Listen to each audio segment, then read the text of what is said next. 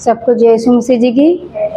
मैं प्यारी यीशु मसीह का धन्यवाद करती हूँ। मेरा नाम गुलिस्ता है, मेरी गवाही है। प्यारी यीशु मसीह ने मुझे ये दिन दिखाया और मेरे पूरे परिवार को जीवित चंगा स्वस्थ रखा और मुझे इस भवन में लेकर आए। मैं प्रभु का धन्यवाद करती हूँ इस बात के लिए कि मेरे परमेश्वर ने मेरे जीवन में बहुत बड़े उपकार और कार्य किए हैं। परमेश्वर ने, जिसके परमेश्वर के प्रेम की कोई था नहीं।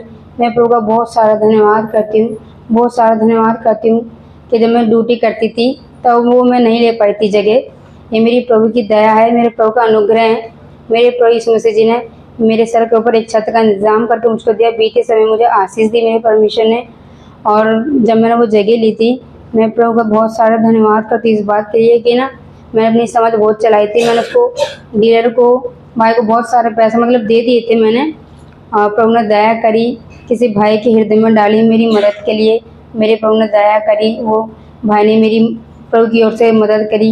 मैं प्रभु का बहुत सारा धन्यवाद करती इस बात के लिए कि मतलब मैं उनको फ़ोन करती थी डीलर को कि मेरे मतलब ज़मीन के कागज़ नहीं आए, ये हो गया।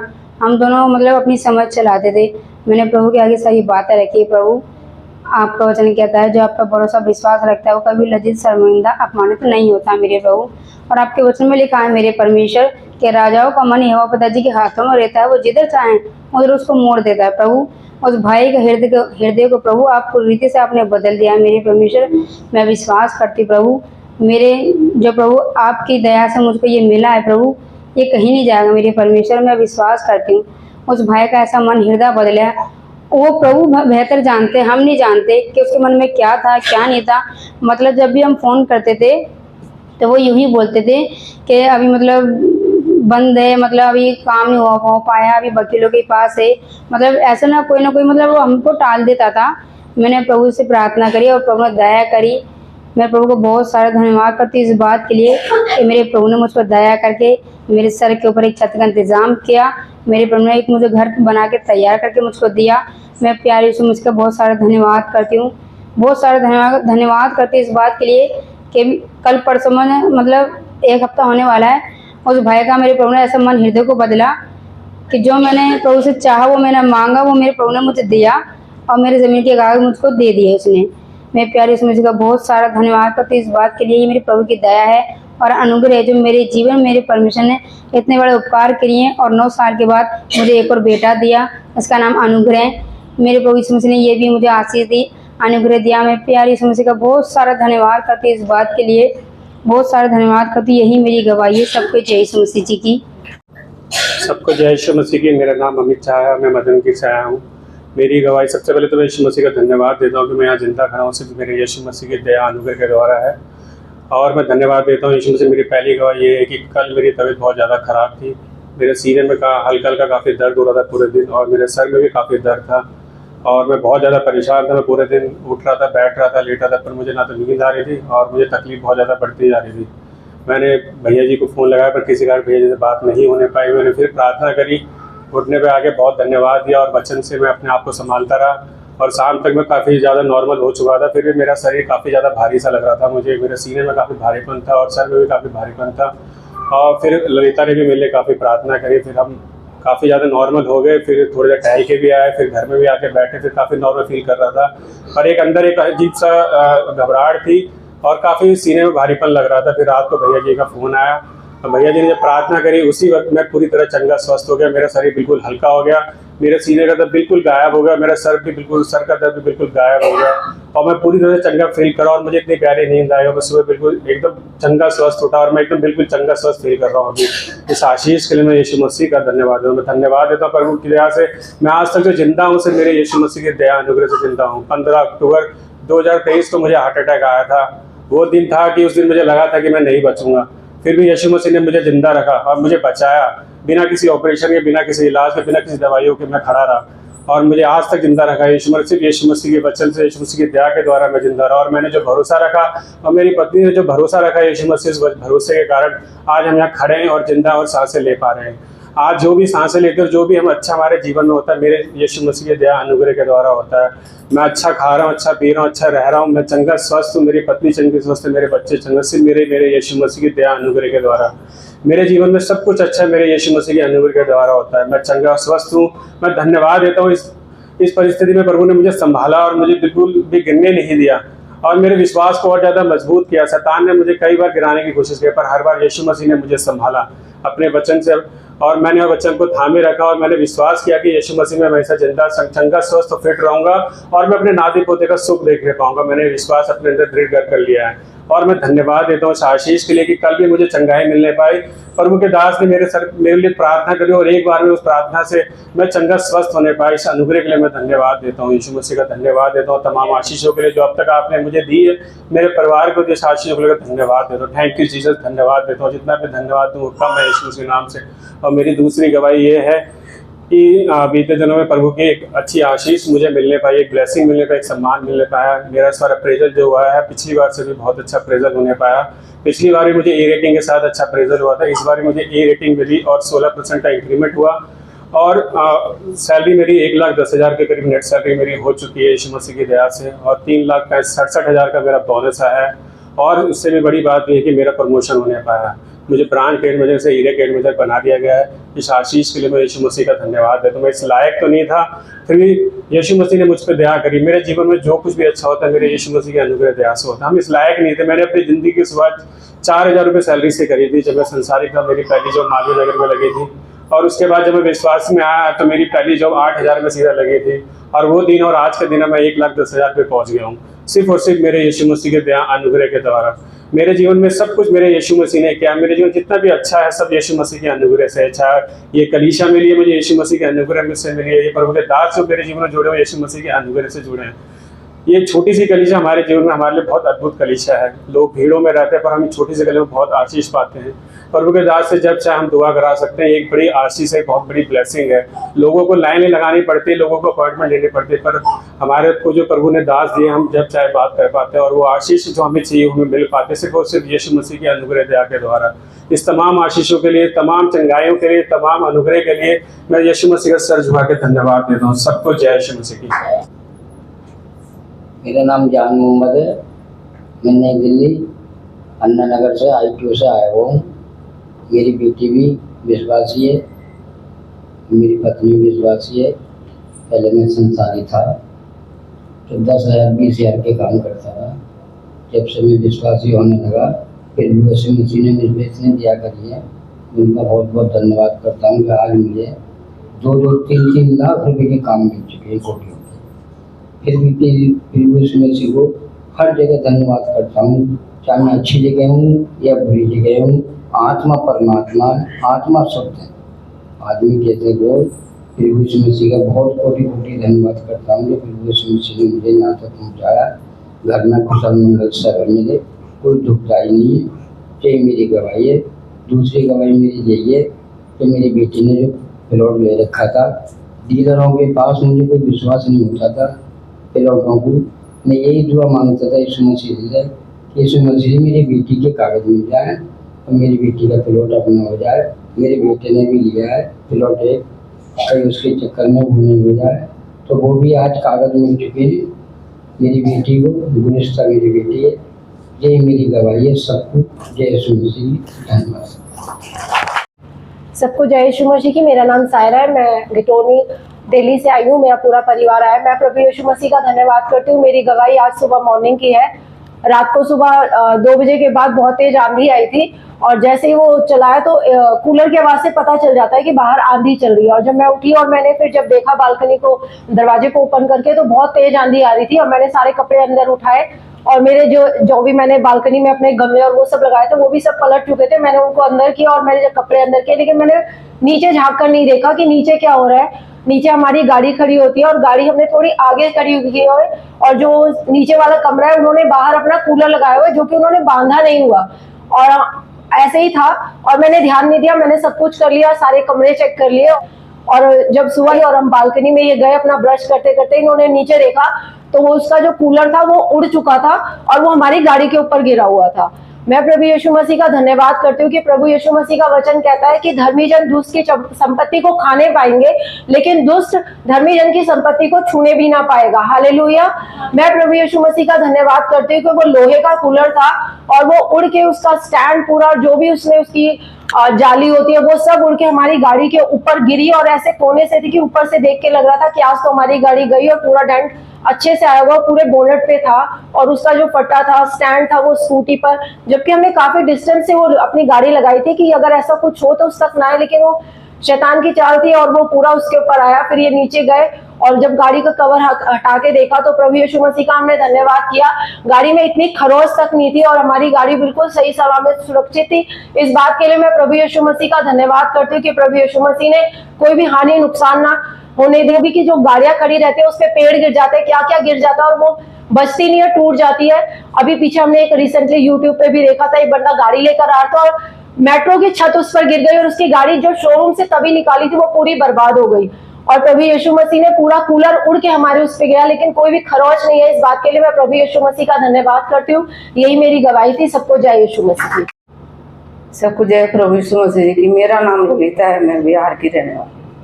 मेरी पिछले हफ्ते की गवाही की, सब रात में फिर बैठे और प्रार्थना वार्थना किए, फिर और रात में सोए ना तो अचानक लाइट बहुत तेज आया होगा, पता नहीं, प्रभु जानते हैं। और आया तो एकदम से इतना तेज आया कि ना, मेरा एसी चल रहा था तो एसी का प्लग पूरा बोर्ड में चिपक गया था, पिघल गया और लाइट भी चला गया था। तो प्रभु यीशु मसीह को मैं धन्यवाद देती हूँ कि उसके बाद मेरी आँख खुली ना, अंधेरा जब गर्मी था लगा, ठंडा कम हुआ तो गर्मी लगा तो आँख खुली तो देखी कि क्या हुआ कि लाइट नहीं है। अच्छा लाइट नहीं है तो लाइट नहीं था तो मैं ना एसी का प्लग निकालने चली गई और मैं कहीं एकदम से अचानक लाइट आएगा तो पता नहीं क्या होगा, तो मैं नींद में ही वो एसी का प्लग निकाल दी। प्रभु यीशु मसीह का धन्यवाद करती हूँ। जब लाइट आया तो मैं देखी कि अरे ये तो एसी का प्लग पिघल गया है पूरा और बोर्ड में एकदम चिपका हुआ था। मेरे पति उठे और नींद में ही कह रहे थे कि एसी चलाओ। मैं कि अभी मत चलाओ एसी, बोर्ड ना ऐसे हो गया, बहुत ज़्यादा तेज लाइट आ गया। प्रभु का मैं धन्यवाद देती हूँ। उस दिन इतनी बड़ी घटना से हम लोगों को प्रभु ने बचाया। पड़ोस में किसी का एसी भी जल गया, इतनी तेज लाइट थी उसकी वजह से। यीशु मसीह हम लोग की हर समय हर घर ही रक्षा करते हैं। मैं यीशु मसीह को धन्यवाद देती हूँ। हमारी हैसियत नहीं थी ये सब की, प्रभु ने हमें हर चीज़ से आशीष दिया है। ऐसे हमारे पास कुछ भी नहीं है मगर प्रभु हर चीज़ हमारे लिए मुहैया करते। मैं धन्यवाद देती हूँ यीशु मसीह का। इस बड़ी दुर्घटना से हम लोग को बचाया। मेरे पति वहीं बोर्ड के पास ही नीचे लेटे हुए थे और हम भी वहीं सो रहे थे, रानी भी बिस्तर पे थी और इतना बड़ा हादसा से हमें प्रभु यीशु मसीह ने बचाया। अथवा प्रभु ने हम लोग को रक्षा किया। मैं धन्यवाद देती हूँ यीशु मसीह। हर पल आप हमारी रक्षा करते हैं, हमारे बच्चों को। मैं ये मेरी यही गवाही है। धन्यवाद देती हूँ सबको यीशु मसीह। सबको जय प्रभु यीशु मसीह। और मेरी गवाही है, मैं प्रभु का धन्यवाद करती हूँ। मेरी गवाही है कि मेरे पैरों में बहुत दर्द रहता था, बहुत ज़्यादा, ना तो उठा जाता ना बैठा जाता। और भैया से भी प्रार्थना करें, भैया जब दुआ करते थे प्रार्थना मेरी करते थे, जब भी मेरे पैरों के लिए करते थे, मंजू दीदी भी भैया भी, और सीधा नहीं होता था मेरा पैर। और आज मेरे प्रभु यीशु मसीह ने दया मुझ पर करी है कि मेरा पैर पूरा सीधा हो गया प्रभु यीशु मसीह जी की दया से। मैं प्रभु का धन्यवाद करती हूँ। और मेरी दूसरी गवाही है, पिछले हफ्ते मुझे बुखार हो रहा था और मेरी आंख बहुत बंद हो रही थी, बहुत कोशिश कर रही थी, मैंने वचन भी नहीं सुने। और मैं प्रभु का धन्यवाद करती हूँ। मैंने भैया से प्रार्थना करवाई, भैया ने दुआ प्रार्थना करी और मैं चंगी भली हो गई। मैं प्रभु यीशु मसीह की दया से मैं बहुत सारा धन्यवाद करती। प्रभु ने मुझ पर मेरे परिवार पर बहुत इतना अनुग्रह दिया है कि बहुत ज़्यादा। मैं अनपढ़ थी पर मेरे प्रभु यीशु मसीह मेरे मास्टर हैं। मेरे प्रभु यीशु मसीह मेरे सब कुछ है। प्रभु यीशु मसीह ने मुझे पढ़ाया लिखाया, ना किसी मनुष्य ने और ना इंसान ने। आज मैं बाइबल पढ़ती हूँ, प्रभु यीशु मसीह जानते हैं, और जो शब्द नहीं भी आता मैं प्रभु से बोलती हूँ, प्रभु मुझे बताते हैं। मैं प्रभु का धन्यवाद करती हूँ। यही मेरी सबसे बड़ी गवाही है। सब कुछ जय प्रभु यीशु मसीह जी। सबको जय यीशु मसीह की। मेरा नाम काजल है। मेरी गवाही है 22 तारीख की। मेरे हस्बैंड की इतनी तबीयत खराब हो गई थी कि उनको देख के बस मैं रोती रहती थी कि कैसा होगा। फिर मैंने भैया जी से उनके लिए प्रे करवाई और वो चंगा हो गए। तो मुझसे उन्होंने बोला कि अगर जो मैं ठीक हो गया आज तो मैं यीशु मसीह में जाया करूँगा, नहीं तो नहीं। फिर मैंने भैया जी से ये सब बातें बताई और भैया जी ने उनके लिए प्रे करी और उनको विश्वास हुआ। फिर मैं उनको लेकर अपने घर पे चली गई।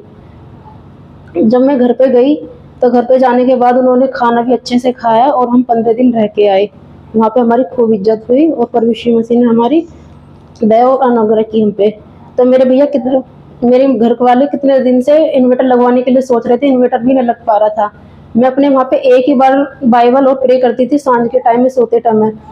तो प्रभु यीशु मसीह की दया और अनुग्रह हम पे हुई और प्रभु यीशु मसीह ने सुन ली।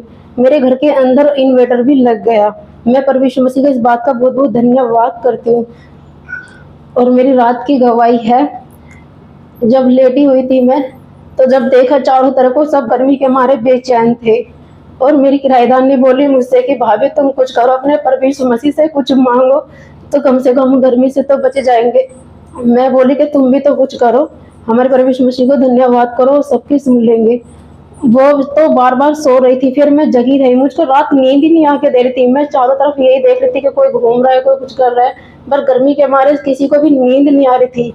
तो एकदम मेरे पता नहीं क्या हुआ, मैं घुटने के बल बैठ गई। बैठ के मेरे हाथ इस तरीके से हिलने लग गए और मैं प्रभु यीशु मसीह से पता नहीं ऐसे लग रहा था कि जैसे यीशु मसीह मेरे सामने बैठे हुए थे और मैं प्रे करने लग गई। उनकी महिमा के लिए मैंने तो भजन गाए और भजन गाने के बाद प्रभु यीशु मसीह ने मेरी सुनी और उनकी दया और अनुग्रह मुझ पर हुई और प्रभु यीशु मसीह ने मुझे लज्जित ना होने दिया। हर विश्वासियों के लिए मुझे विश्वासी बनवाया और मैंने जब प्रे करी तो प्रभु यीशु मसीह ने मेरी सुनी। और रात को जब भी फिर आंधी आई, आंधी आने के बाद बारिश हुई, तब मेरी किराएदार ने बोली कि भाभी आपके प्रभु यीशु मसीह सच्चे हैं, तो आपकी तो गवाही उन्होंने सुन ली, प्रे सुन ली। भाभी आप उठ जाओ, भाभी आप मत रहो। फिर भी मैं नहीं उठी। मैं 1.5 घंटे तक उठने का बल रोती रही और प्रभु यीशु मसीह की महिमा जो स्थिति करती रही। मैं प्रभु यीशु को धन्यवाद करती रही। प्रभु यीशु मसीह ने मेरी सुन ली और मुझको लज्जित ना होने दिया। मैं प्रभु यीशु मसीह का इस बात का धन्यवाद करती हूँ कि उन्होंने विश्वास दिलाया मेरे हस्बैंड को भी, इनको जो संसारिक थे, और आज वो विश्वास कर रहे हैं। मेरे पति की जो फिर मैं जब अपने घर से आई थी तो उनकी फिर से इतनी तबीयत खराब हो गई थी, पता नहीं उनको क्या हुआ था क्या नहीं।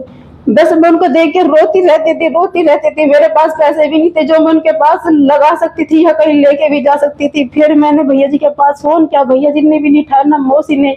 फिर भी मेरे यीशु मसीह ने मुझको विश्वास दिलाया कि खुद भी तो कुछ कर। फिर मैं बैठी रही, मैं क्या करूं, मैं प्रभु यीशु मसीह से प्रे करती रही इनके लिए। फिर मैंने जब इनसे बोला कि कुछ तो तुम भी करो, बोले कि हाँ मैं करूंगा। तब ये कांप रहे थे, मैंने देख के डर गई और रोने लग गई।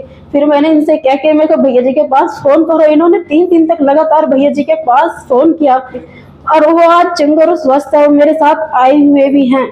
मेरे घर में फरवरी से मैं रेगुलर आ रही हूँ कलीसिया में और मेरे घर के अंदर कोई बीमार न हुआ, ना कोई दवाई ना कुछ। मैं प्रभु यीशु मसीह का बहुत बहुत धन्यवाद करती हूँ। प्रभु यीशु मसीह को लाख और करोड़ों बात मैं बहुत बहुत धन्यवाद करती हूँ। सबको जय यीशु मसीह की। हालेलुया। सबको जय यीशु मसीह की। आइए हम लोग वचन में चलते हैं। यशायाह की पुस्तक, उसका 1 अध्याय और उसकी 1 आयत से हम इसको पढ़ने जा रहे हैं।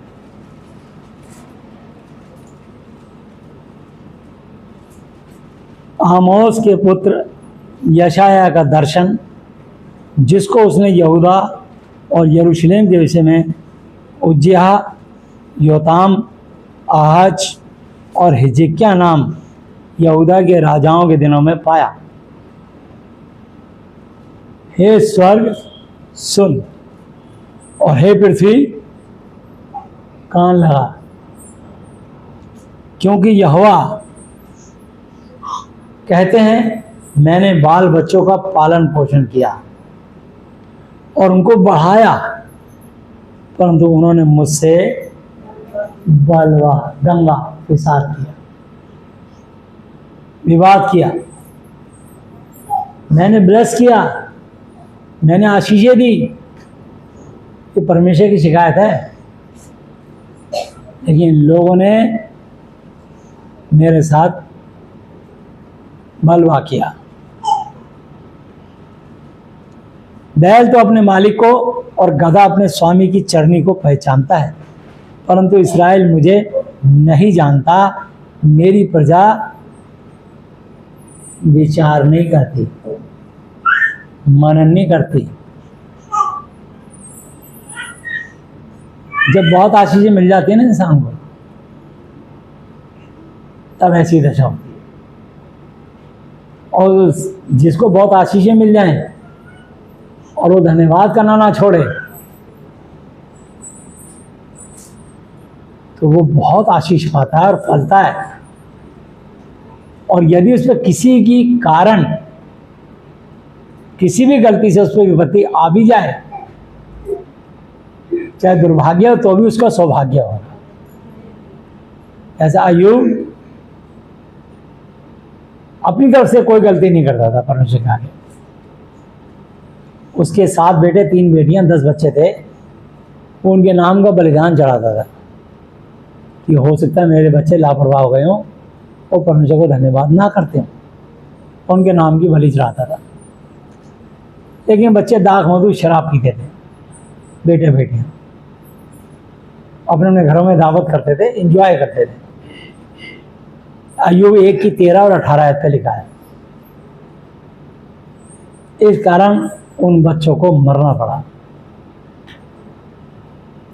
और अय्यूब पर भी भारी विपत्ति आई, क्योंकि शैतान ने परमेश्वर के सामने पहुंच गया, पूरी दुनिया का चक्कर लगा लोगों के कह रहा देखो परमेश्वर, मैंने पूरी दुनिया को भरमा दिया जो आपने बनाई है। किसी को पैसा देके, किसी को लड़की देके, किसी को शराब देके, किसी को नशा देके, मैंने सबको पाप में लिप्त कर दिया। तब परमेश्वर ने तारीफ करी अपने एक दास अय्यूब की। हे शैतान, तू कहाँ से आता है, कहाँ को जाता? बोला पृथ्वी पे इधर उधर डोलता डालता चला आया। क्या धरती पे तूने मेरा दास देखा है जिसका नाम अय्यूब है? अय्यूब 1 अध्याय पढ़ते हैं।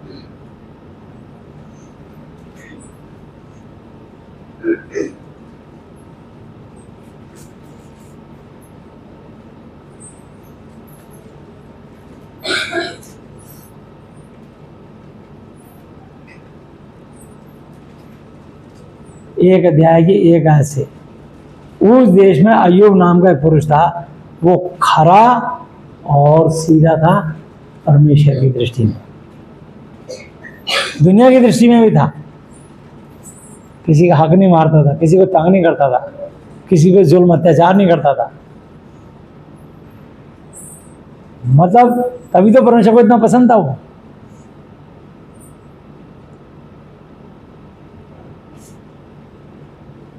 खरा और सीधा था और परमेश्वर का भय मानता और बुराई से परे रहता था, गलत कामों से दूर रहता था।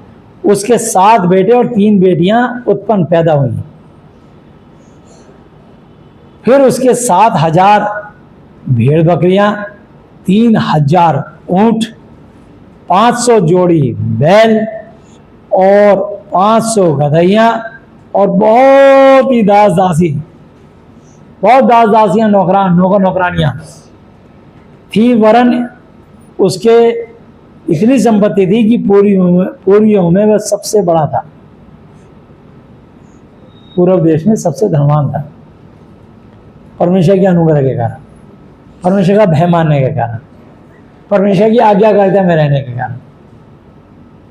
उसके बेटे अपने अपने दिन पर एक दूसरे के घर में खाने पीने को जाया करते थे और अपनी तीनों बहनों को अपने संग खाने पीने के लिए बुलवा भेजते थे।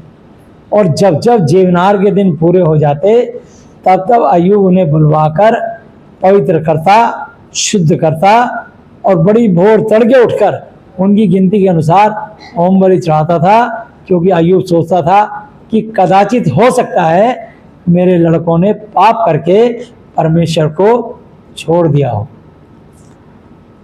इसी रीति अय्यूब सदैव किया करता था। एक दिन यहोवा परमेश्वर के पुत्र उसके सामने उपस्थित थे, उनके बीच शैतान भी आया। पृथ्वी पे डोलते डालते घूमते घूमते शैतान पहुंच जाता था। जब यीशु मसीह आया, यीशु मसीह अपना लहू आया, उसके बाद अब शैतान स्वर्ग में नहीं जा पाता। एक ऐसा लहू का लेप और शटर लग गया कि अब शैतान स्वर्ग में नहीं जा सकता। जैसे चक्की पीसते हैं जब गेहूं, तो जब गेहूं पिस रहा होता है, गेहूं वाले को पता होता है कि इसका गेहूं खत्म होने वाला, वो शटर लगाया था टीन का, फिर और गेहूं पलट देता है, फिर उसका आटा झाड़ के भर के थैले में, फिर दूसरे के लिए शटर खोलता है, तब गेहूं आता है। ऐसे ही यीशु मसीह ने अपना रक्त दे करके शटर लगा दिया। अब शैतान स्वर्ग में नहीं जा पाता। यीशु के लहू देने के बाद, यीशु की कुर्बानी देने के बाद, नए नियम के कारण अब शैतान स्वर्ग में नहीं जा सकता। और यीशु मसीह ने अधोलोक में जाके शैतान को खुल्लम खुल्ला तमाशा बनाया, अधोलोक की कुंजियां भी छीन ली, उसको वहां से भी निकाल दिया। अब वो सिर्फ धरती पर घूमता रहता है और आकाश के कुछ हिस्से तक, जैसे धरती से आकाश तक कुछ जगह तक गुरुत्वाकर्षण है, जो भी चीज नीचे से फेंकोगे ऊपर जाएगी, फिर नीचे आएगी। ऐसी शैतान भी वैसे एक सीमा था, उसकी सीमा के बाद ऊपर नहीं जा सकता, स्वर्ग में नहीं जा सकता। इसलिए ऊपर वाला कभी बोलना इफिसियों 6:12 में लिखा है, ऊपर दुष्ट आत्माएं रहती हैं। हमें ऊपर वाले की दया नहीं चाहिए, स्वर्ग में रहने वाले परमेश्वर की दया चाहिए। हालेलुया। हमारा परमेश्वर स्वर्ग में रहता है, उसने जो चाह वही किया है। भजन संहिता 115 की 3 आयत पे लिखा है। हालेलुया। जो चाहता वो ही करता हूं। वो न्यायी है, धर्मी है, अति पवित्र है। हालेलुया। यहोवा ने शैतान से पूछा, तू कहां से आता है? शैतान ने यहोवा को उत्तर दिया कि पृथ्वी पर इधर उधर घूमते फिरते और डोलते डालते टहलता हुआ आया हूं। यहोवा ने शैतान से पूछा, क्या तूने मेरे दास अय्यूब पर ध्यान दिया है? क्योंकि उसके तुल्य, उसके समान खरा और सीधा और मेरा वह मानने वाला, बुराई से दूर रहने वाला मनुष्य और पूरी धरती पर कोई नहीं आज की डेट में। हालेलुया। उससे पहले बहुत हुए। हनोक को शरीर में तो उठा लिया, एलिया को शरीर में तो उठा लिया, दानियल हुआ, शद्रक मेशक अबेदनगो हुए, यशायाह हुआ, यहेजकेल हुआ, यिर्मयाह हुआ, योना हुआ, बहुत हुए। अपने अपने सबने काम किए। लेकिन आज की डेट में उसके जितना बेईमान वाला कोई भी नहीं। ये परमेश्वर तारीफ कर रहे हैं उसकी, शैतान से। शैतान भी चढ़ गया तो जलन में क्या बोला? शैतान ने यहोवा को उत्तर दिया, क्या अय्यूब परमेश्वर का भय बिना लाभ के मानता है? क्या तूने उसकी और उसके घर की और जो कुछ उसका है उसके चारों ओर बाड़ा नहीं बांधा? तूने तो उसके काम पर आशीष दी। प्रभु बोला, मैं उसके पास नहीं फटक सकता। आपने बाड़ा लगा रखा लहू का, अपने वचन का, अपने अनुग्रह का, इसलिए मैं उसको, उसकी पत्नी, उसके बच्चों को छू नहीं पाता। इसलिए मजे से रह रहा है, क्योंकि आपकी आज्ञा मानता है, कोई पाप नहीं करता। आप उससे अति प्रसन्न हो, आपके अनुग्रह के कारण वो आशीष पर आशीष पा रहा है। पर एक बात कहूं यहोवा जी आपसे,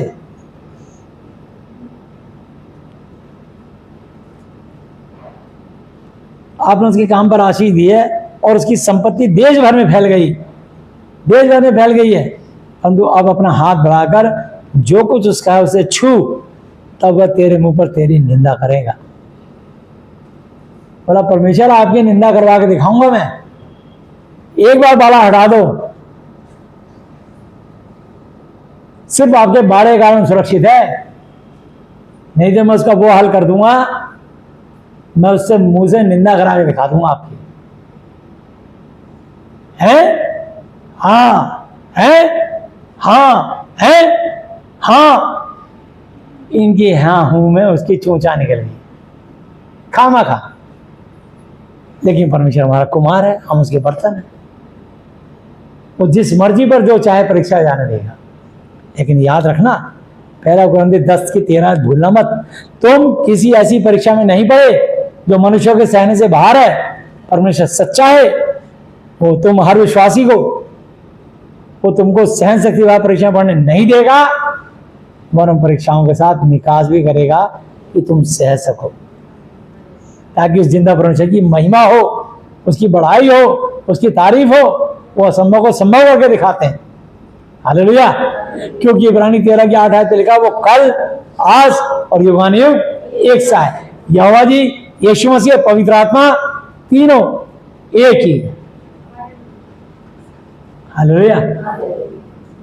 रोम 8:31 में लिखा, सो हम बातों में क्या कहें, यदि परमेश्वर हमारी और तुम्हारा विरोधी, परमेश्वर से बड़ा ऊंचा स्थान किसी को मत देना। मेरे को कभी कभी अपने बच्चों को प्यार आता है, लेकिन मैं सो के उठते ही कभी अपने बच्चों को चूमता नहीं, कहीं आवाज मुझसे नाराज ना हो जाए, जितना मर्जी प्यार आए। कई औरतें क्या करती है, अपना छोटा बच्चा पैदा होता है 6 महीने का, 1 साल का, उसको लेते दूध पिलाएंगी, 10 बार उसको चूमेंगी, ये मेरा लाल, मेरा बेटा, मेरा बच्चा, पर चूमेंगी जरूर। यहोवा जी ने कहा, मैंने तेरे को दिया, मेरे को धन्यवाद नहीं दिया तूने, इस हाड़ मांस के पुतले को चूम रही है। परमेश्वर का चौथा नाम जलनशील परमेश्वर है। यहोवा जी, यीशु मसीह, पवित्र आत्मा, जलनशील परमेश्वर। इसलिए अपने बच्चे को बाद में चूमना, पहले यहोवा जी से प्रार्थना करना, हे मेरे पिता वाली, धन्यवाद करना, लहू से ढांपना, तुमसे परमेश्वर नाराज कभी ना हो। प्रथम स्थान परमेश्वर को देना, बाद में अपने बच्चे को चूमना, चाहे दूध पिला देना, चाहे जो मर्जी काम करना, लैट्रिन बाथरूम आ रही हो, खुद भी चाहे हो या ना, उसको भी करा देना, लेकिन चूमना नहीं। चूमना कब? जब पहले प्रार्थना कर लो। हालेलुया। प्रथम स्थान परमेश्वर को दे दो, तब परमेश्वर को लगेगा ये मेरा आदर करते हैं। और ये औरतों की ना समझ थी, उठते ही अपने बच्चे को चूमेगी बिस्तर पे। छोटा है ना, छोटे को सबसे ज्यादा प्यार मिलता है, जो बाद में होता है। ये गलती मत करना, अगर तुम में से कोई कर रहा हो तो बदल जाना, ताकि परमेश्वर की जलन ठंडी हो जाए। मेरे बच्चे बड़े हो गए, सांप मेरे साथ सोता, बड़ा प्यार आता है बेटा, सूते प्यार आता है, नहीं करता, कहीं प्रभु नाराज ना हो जाए। हालेलुया। पहले प्रार्थना, घुटने टेक के, 3 टाइम प्रार्थना, कलीसिया के लिए प्रार्थना, सारे लोगों के लिए प्रार्थना करता हूँ, आधा घंटा प्रार्थना में लग जाता है, तब किसी पे प्यार आएगा तो चूमूंगा, नहीं तो नहीं चूमूंगा। तो यहोवा ने शैतान से कहा, सुन, जो कुछ उसका है वह सब तेरे हाथ में है, केवल उसके शरीर को हाथ ना लगाना, उसकी आत्मा मत छीनना, उसके शरीर की जान मत निकालना। शरीर पे तूने जो करना हो कर ले, उसके बीमारी देनी हो, गरीबी देनी हो, दुख देना हो, दे ले, पर इसके शरीर से आत्मा नहीं खींचेगा तू। मैं इतनी मोहब्बत करता हूँ इसे। शैतान की ताकत क्या कि प्रभु की आज्ञा तोड़ जाए। हालेलुया। और लेकिन उसका शरीर तो उसके हवाले आ गया। तो यहाँ लिखा है, एक दिन अय्यूब के बेटे और बेटियां बड़े भाई के घर में खाते और दाख मधु पी रहे थे, शराब पी रहे थे। अब देखो ये परमेश्वर में लिखा है, कि मतवालापन से लीला क्रीड़ा ये वो सब पाप होते हैं। दाख मधु शराब बोलते हैं और दाख रस अंगूरों का जूस बोलते हैं, दोनों में अंतर है। ठीक है।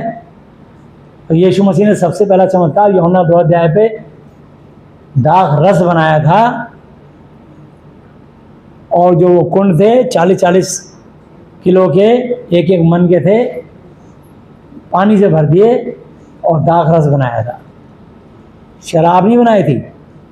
जो अंगूरों को तुरंत निचोड़ते हैं या मौसमी को निचोड़ते हैं या सेब को निचोड़ते हैं या संतरे को निचोड़ते हैं, उसे कहते हैं जूस। जो उसको 8-10 महीने सड़ा देते हैं वो बन जाता है अल्कोहल, शराब, नशीला पदार्थ, उससे लुचपन होता है। यह अंतर होता है दाख मधु और दाख रस में। ये क्लियर कर देता हूँ आपको, हो सकता है क्लैरिकल मिस्टेक हो तो सुधार लेना। ठीक है ना।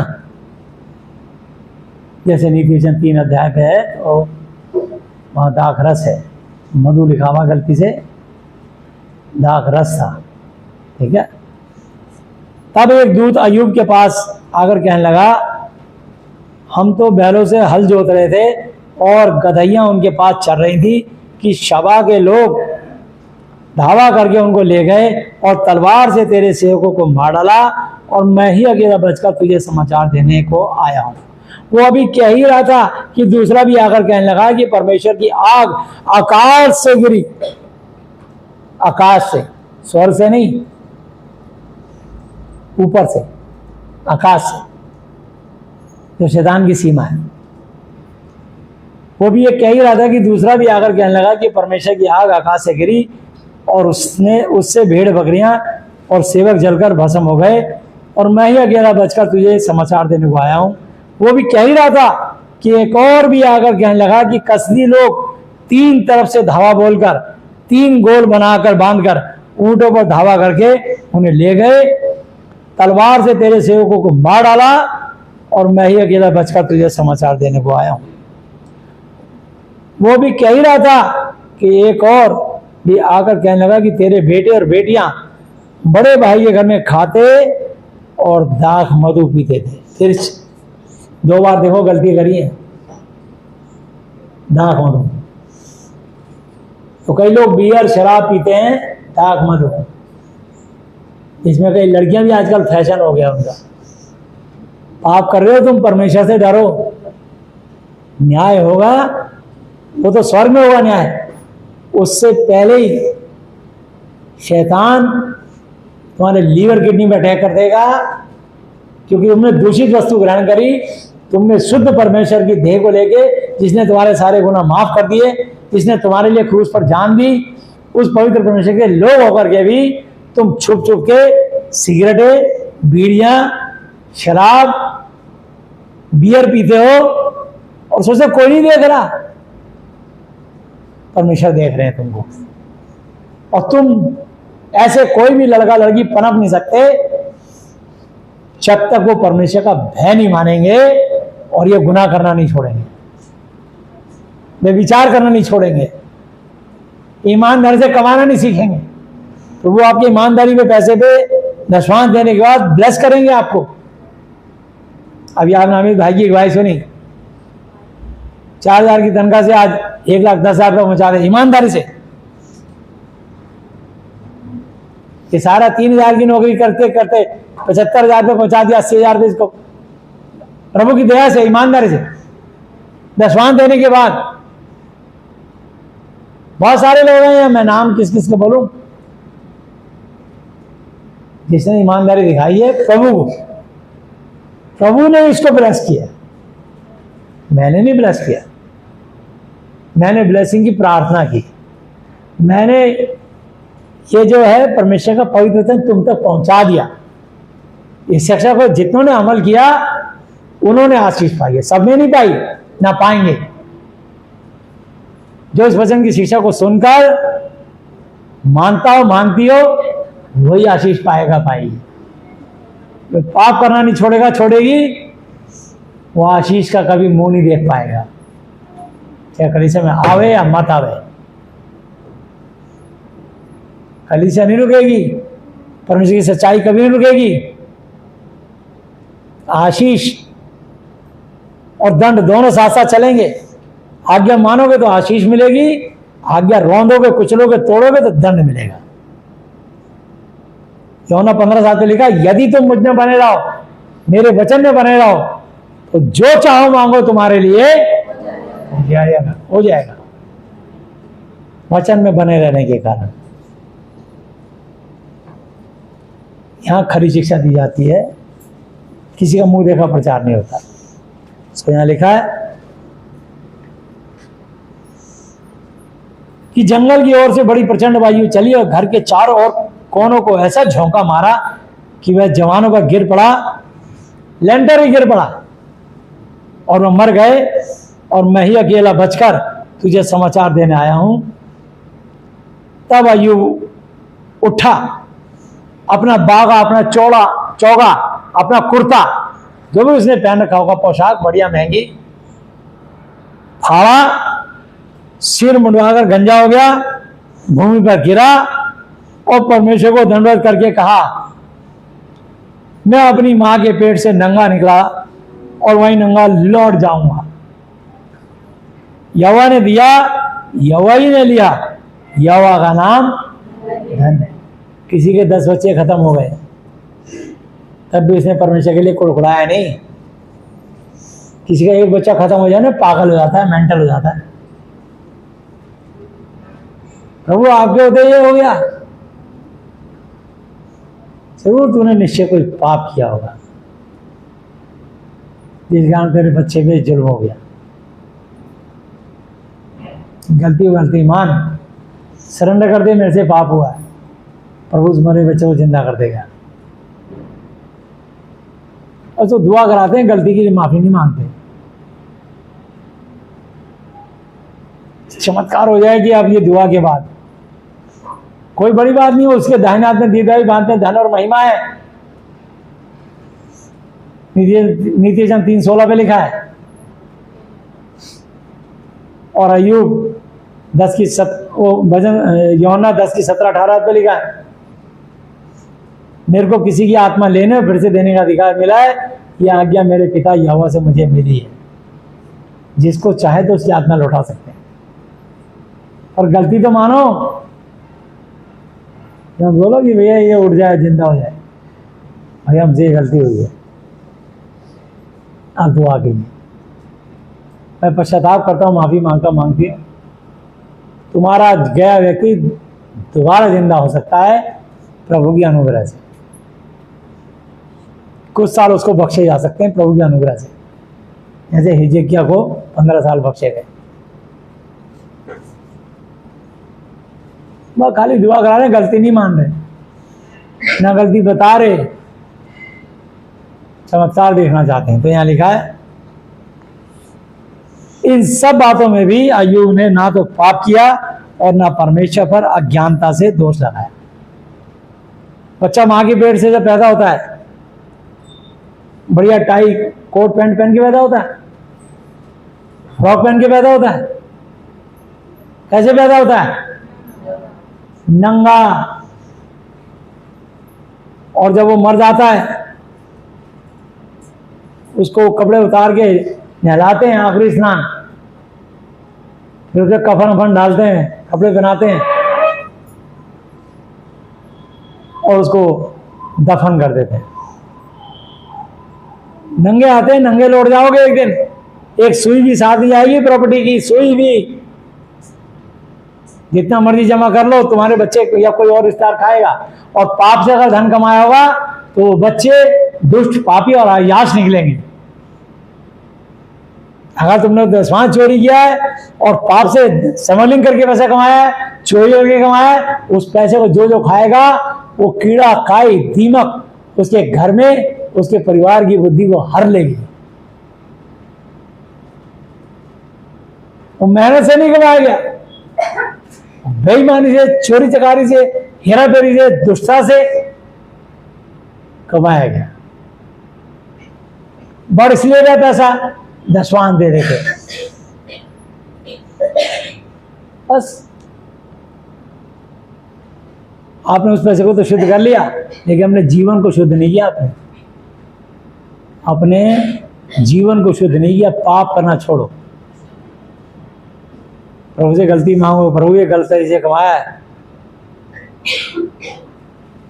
तो प्रभु के राज्य के लिए कुछ खर्च कर दिया। जैसे हमारे प्रभु के दास डॉक्टर विजय कुमार विलियम ने 1000 चर्च बनवा दिए। जहां तक हो सका प्रभु के दासों की खूब मदद करी, आगे चले गए, अरबों रुपए की प्रॉपर्टी छोड़ गए। लेकिन कुछ करके गए, कुछ कलीसियां स्थापित कर गए, जहां प्रभु की महिमा हो, स्तुति हो, बढ़ाई हो, तारीफ हो, बाइबलें बांटे जाएं, वचन बांटे जाएं, ट्रैक्ट्स बांटे जाएं, मतलब प्रभु का राज्य चलता रहे निरंतर। और अभी 1 अक्टूबर से लेकर 5 अक्टूबर तक पवित्र महासभा होगी। मतलब ये सिलसिला चलता रहे। मेरे बेटे काम करो, उनकी मर्जी है, करे ना करे, वो तो अब रहे नहीं दोनों पति पत्नी। उनके बच्चों का फर्ज है कि हम प्रभु के काम को बढ़ाएं। इसलिए अपनी आत्मा से पूछो ये कितना पवित्रता से कैसे है। ये नहीं कि बीवी के बाद सोने के गहने आ गए, जेवर आ गए, पैसा आ रहा, माल आ रहा, तुम बहुत अच्छे हो और माल लाओ, चोरी कर लाओ और मेरे लिए गहने बना अच्छे। ये चोरी का माल है। ये दशवान देके शुद्ध कर लिया, चोरी का माल है, किसी का हक का लूटा हुआ माल है।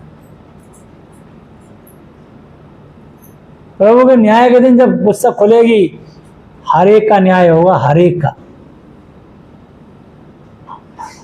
वापिस आते हैं यशायाह की पुस्तक पे, 1 अध्याय 4 आयत। हाय यह जाति पाप से कैसी भरी है, यह समाज अधर्म से कैसा लदा हुआ है, अधर्म से। इस वंश के लोग कैसे कुकर्मी गंदा काम करने वाले हैं, जो मेरे कहलाने के बावजूद कि हम यहोवा यीशु के लोग हैं, ये लड़के वाले इनके बाल बच्चे कैसे बिगड़े हुए हैं। उन्होंने यहोवा को छोड़ दिया है, उन्होंने इस्राएल के पवित्र को तुच्छ बेकार जाना है, वो पराये बनकर दूर हो गए। इसलिए उनके बच्चों पे कुबद्दी सवार है, नशे कर करके कंगाल हो गए। 8 टुकड़ा लेके भीख मांग रहे, कोई भीख भी नहीं दे रहा उनको, क्योंकि उन्होंने कुकर्म किया, उस पैसे का दुरुपयोग किया, गलत तरीके से अर्जित किया। तुम बलवा करके क्यों अधिक मार खाना चाहते हो? तुम दंगा फिसाद करके, मेरी आज्ञाओं को रौंद के, मेरी आज्ञाओं को छोड़ के क्यों पिटना चाहते हो? क्यों नरक में जाना चाहते हो? चोर केवल चोरी करने, घात करने, नष्ट करने के लिए आता है, परंतु मैं यीशु मसीह नासरी इसलिए आया कि वे जीवन पाए और अनंत काल का बहुतायत का जीवन पाए। हालेलुया। कि स्वर्ग में तुम्हारी आत्मा अनंत काल के लिए निवास करे। हम परदेसी यात्री मुसाफिर हैं, जो अंत देर धरेगा उसी का उद्धार हो गया, लेकिन न्याय भी होगा। स्वर्ग में रहोगे, पाप के कारण यहीं पर ही तुम पे दुख आ जाएंगे, यहीं पर इनकम टैक्स की रेड पड़ जाएगी, यहीं पर ही दारू पीने के कारण, पाप करने के कारण लीवर किडनी डैमेज हो जाएंगे, यहीं पर ही पाप के कारण, गंदे काम करने के कारण तुम्हारे को यहीं इतनी सजा मिल जाएगी कि प्रभु तुम्हारी आत्मा को फिर भी बचा लेंगे, क्योंकि तुमने आखिरी सांस तक मेरा साथ दिया। मेरी महिमा करें। 1 कुरिन्थी 3:7 आयत से मैं इसको पढ़ रहा हूं। इसलिए ना तो लगाने वाला कुछ है, ना सींचने वाला। जिस प्रभु के दास ने आपके जीवन में वचन बोया, शिक्षा बोई, वो लगाने वाला है, जो तुमको पहली बार मिला। चाहे तुम्हारी सहेली दोस्त भी हो सकती है, तुमको प्रचार करने वाला मिला, उसने तुम्हारे जीवन में यीशु का नाम बो दिया। सींचने वाला, उसने किसी कलीसिया में किसी प्रचार के बाद छोड़ दिया आपको, वो आपको लगातार हर हफ्ते संडे को सींच रहा है। तो प्रभु का वचन कहता है, इसलिए ना तो लगाने वाला कुछ है ना सींचने वाला, परंतु परमेश्वर जो बढ़ाने वाला, ग्रोथ देने वाला है। लगाने वाला और सींचने वाला दोनों एक हैं, परंतु हर एक व्यक्ति अपने ही परिश्रम के अनुसार अपनी ही मजदूरी पाएगा।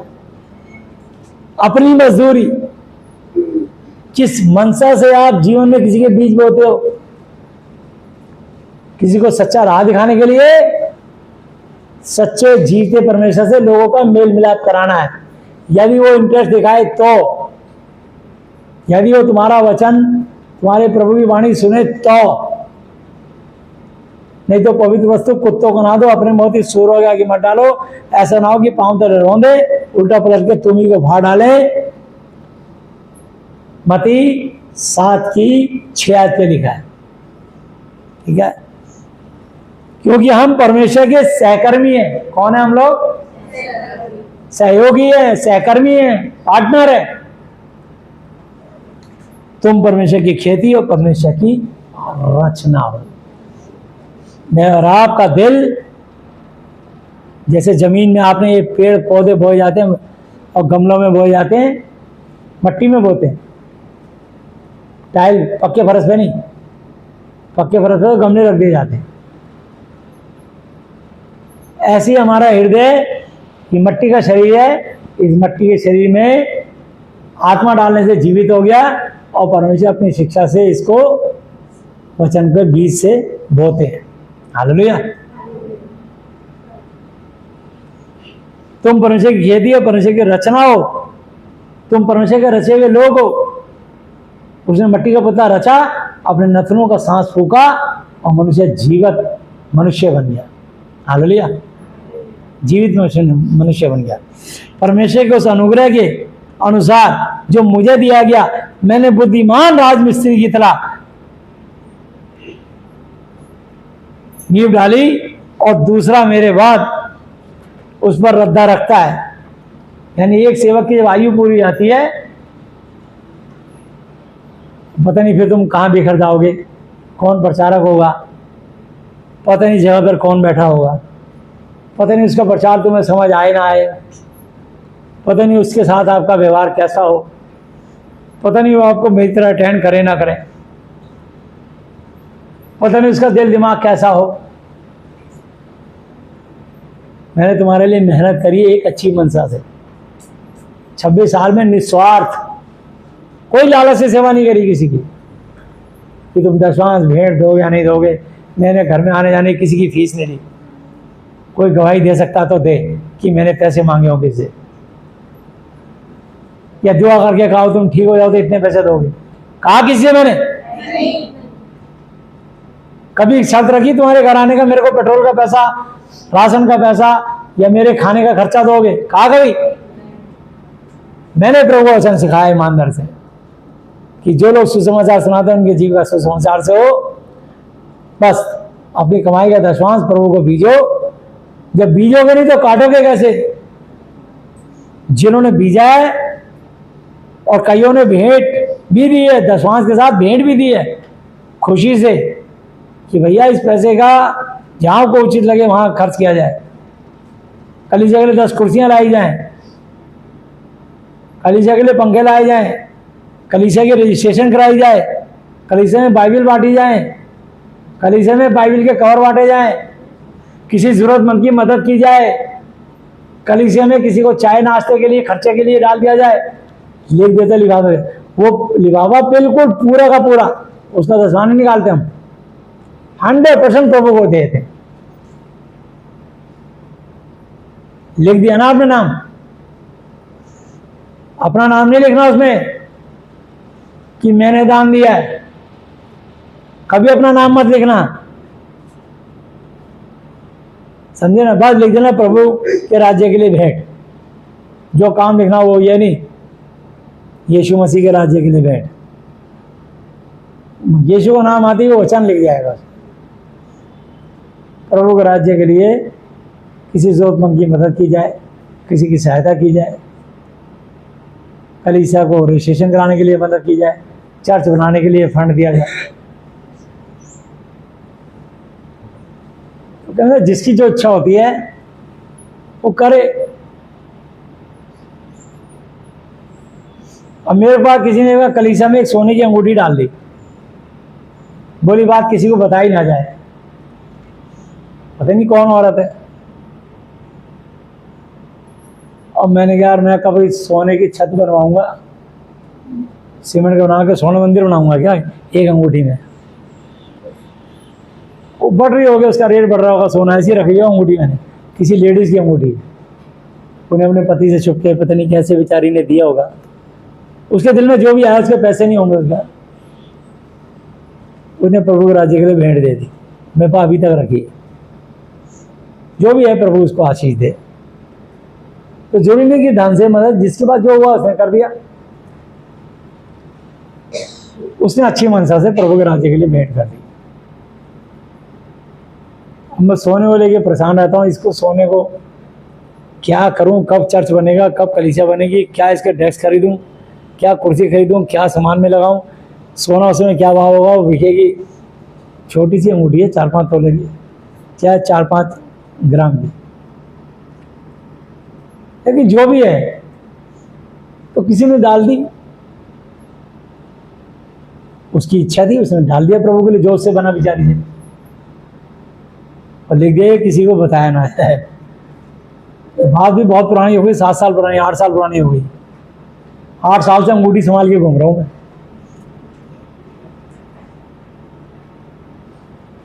ठीक है, उसका गुप्तदान है, मैं क्या करूं। तो उसको लगा, उसने दे दिया। तो उस बेटी को बहुत आशीष दे। तो कहना ये कि परमेश्वर के उस अनुग्रह के अनुसार जो मुझे दिया गया, मैंने बुद्धिमान राजमिस्त्री की तरह नींव डाली। और दूसरा, मेरे बाद जैसे मूसा के बाद कई प्रचारक आए, अपना अपनी सेवा करते चले गए, अपनी सेवा करके प्रभु के पास जाते गए, तो दूसरा आ गया उसकी जगह। हालेलुया। और दूसरा उस पर रद्दा रखता है, परंतु हर एक मनुष्य चौकस सावधान अलर्ट रहे कि उस पर कैसा रद्दा रखता है, क्योंकि उस नींव को छोड़ जो पड़ी है और वह यीशु मसीह है, कोई दूसरी नींव नहीं डाल सकता। अगर बाइबल के सिवा दूसरी शिक्षा उस पर डालोगे वो रद्दा गलत हो जाएगा, क्योंकि इस धरती पे पूरी सृष्टि में एक ही बहुत ही पवित्र शास्त्र है और परमेश्वर की वाणी है, और वो सिर्फ और सिर्फ बाइबल है। हालेलुया। सिर्फ बाइबल है। बाकी सब कोई दंत कथाएं अपनी कहानी डालते हैं, स्टोरी डालते हैं, स्टोरी से किसी का उद्धार थोड़ी हो रहा है। बाइबल के वचन में जीवन है, वो परमेश्वर का वचन है। हालेलुया। इसलिए दूसरी शिक्षा मत सुनना। और यदि कोई इस नींव पर सोना या चांदी या बेशकीमती बहुमूल्य पत्थर या काठ या घास, काठ का लकड़ या घास या फूस का रद्दा रखता है, तो हर एक का काम प्रकट हो जाएगा, क्योंकि वह दिन उसे बताएगा न्याय का दिन। इसलिए कि आग के साथ, सच्चाई के साथ, पवित्रता के साथ प्रकट होगा, और वह आग हर एक के काम को परखेगी कि कैसा है। हालेलुया। जिस बहन ने सोने की अंगूठी डाली होगी, उसके दिल को प्रभु ने देखा, उसका सोना ही था, पैसे नहीं होंगे उसके बाद। उसके मन में आया होगा कुछ दे।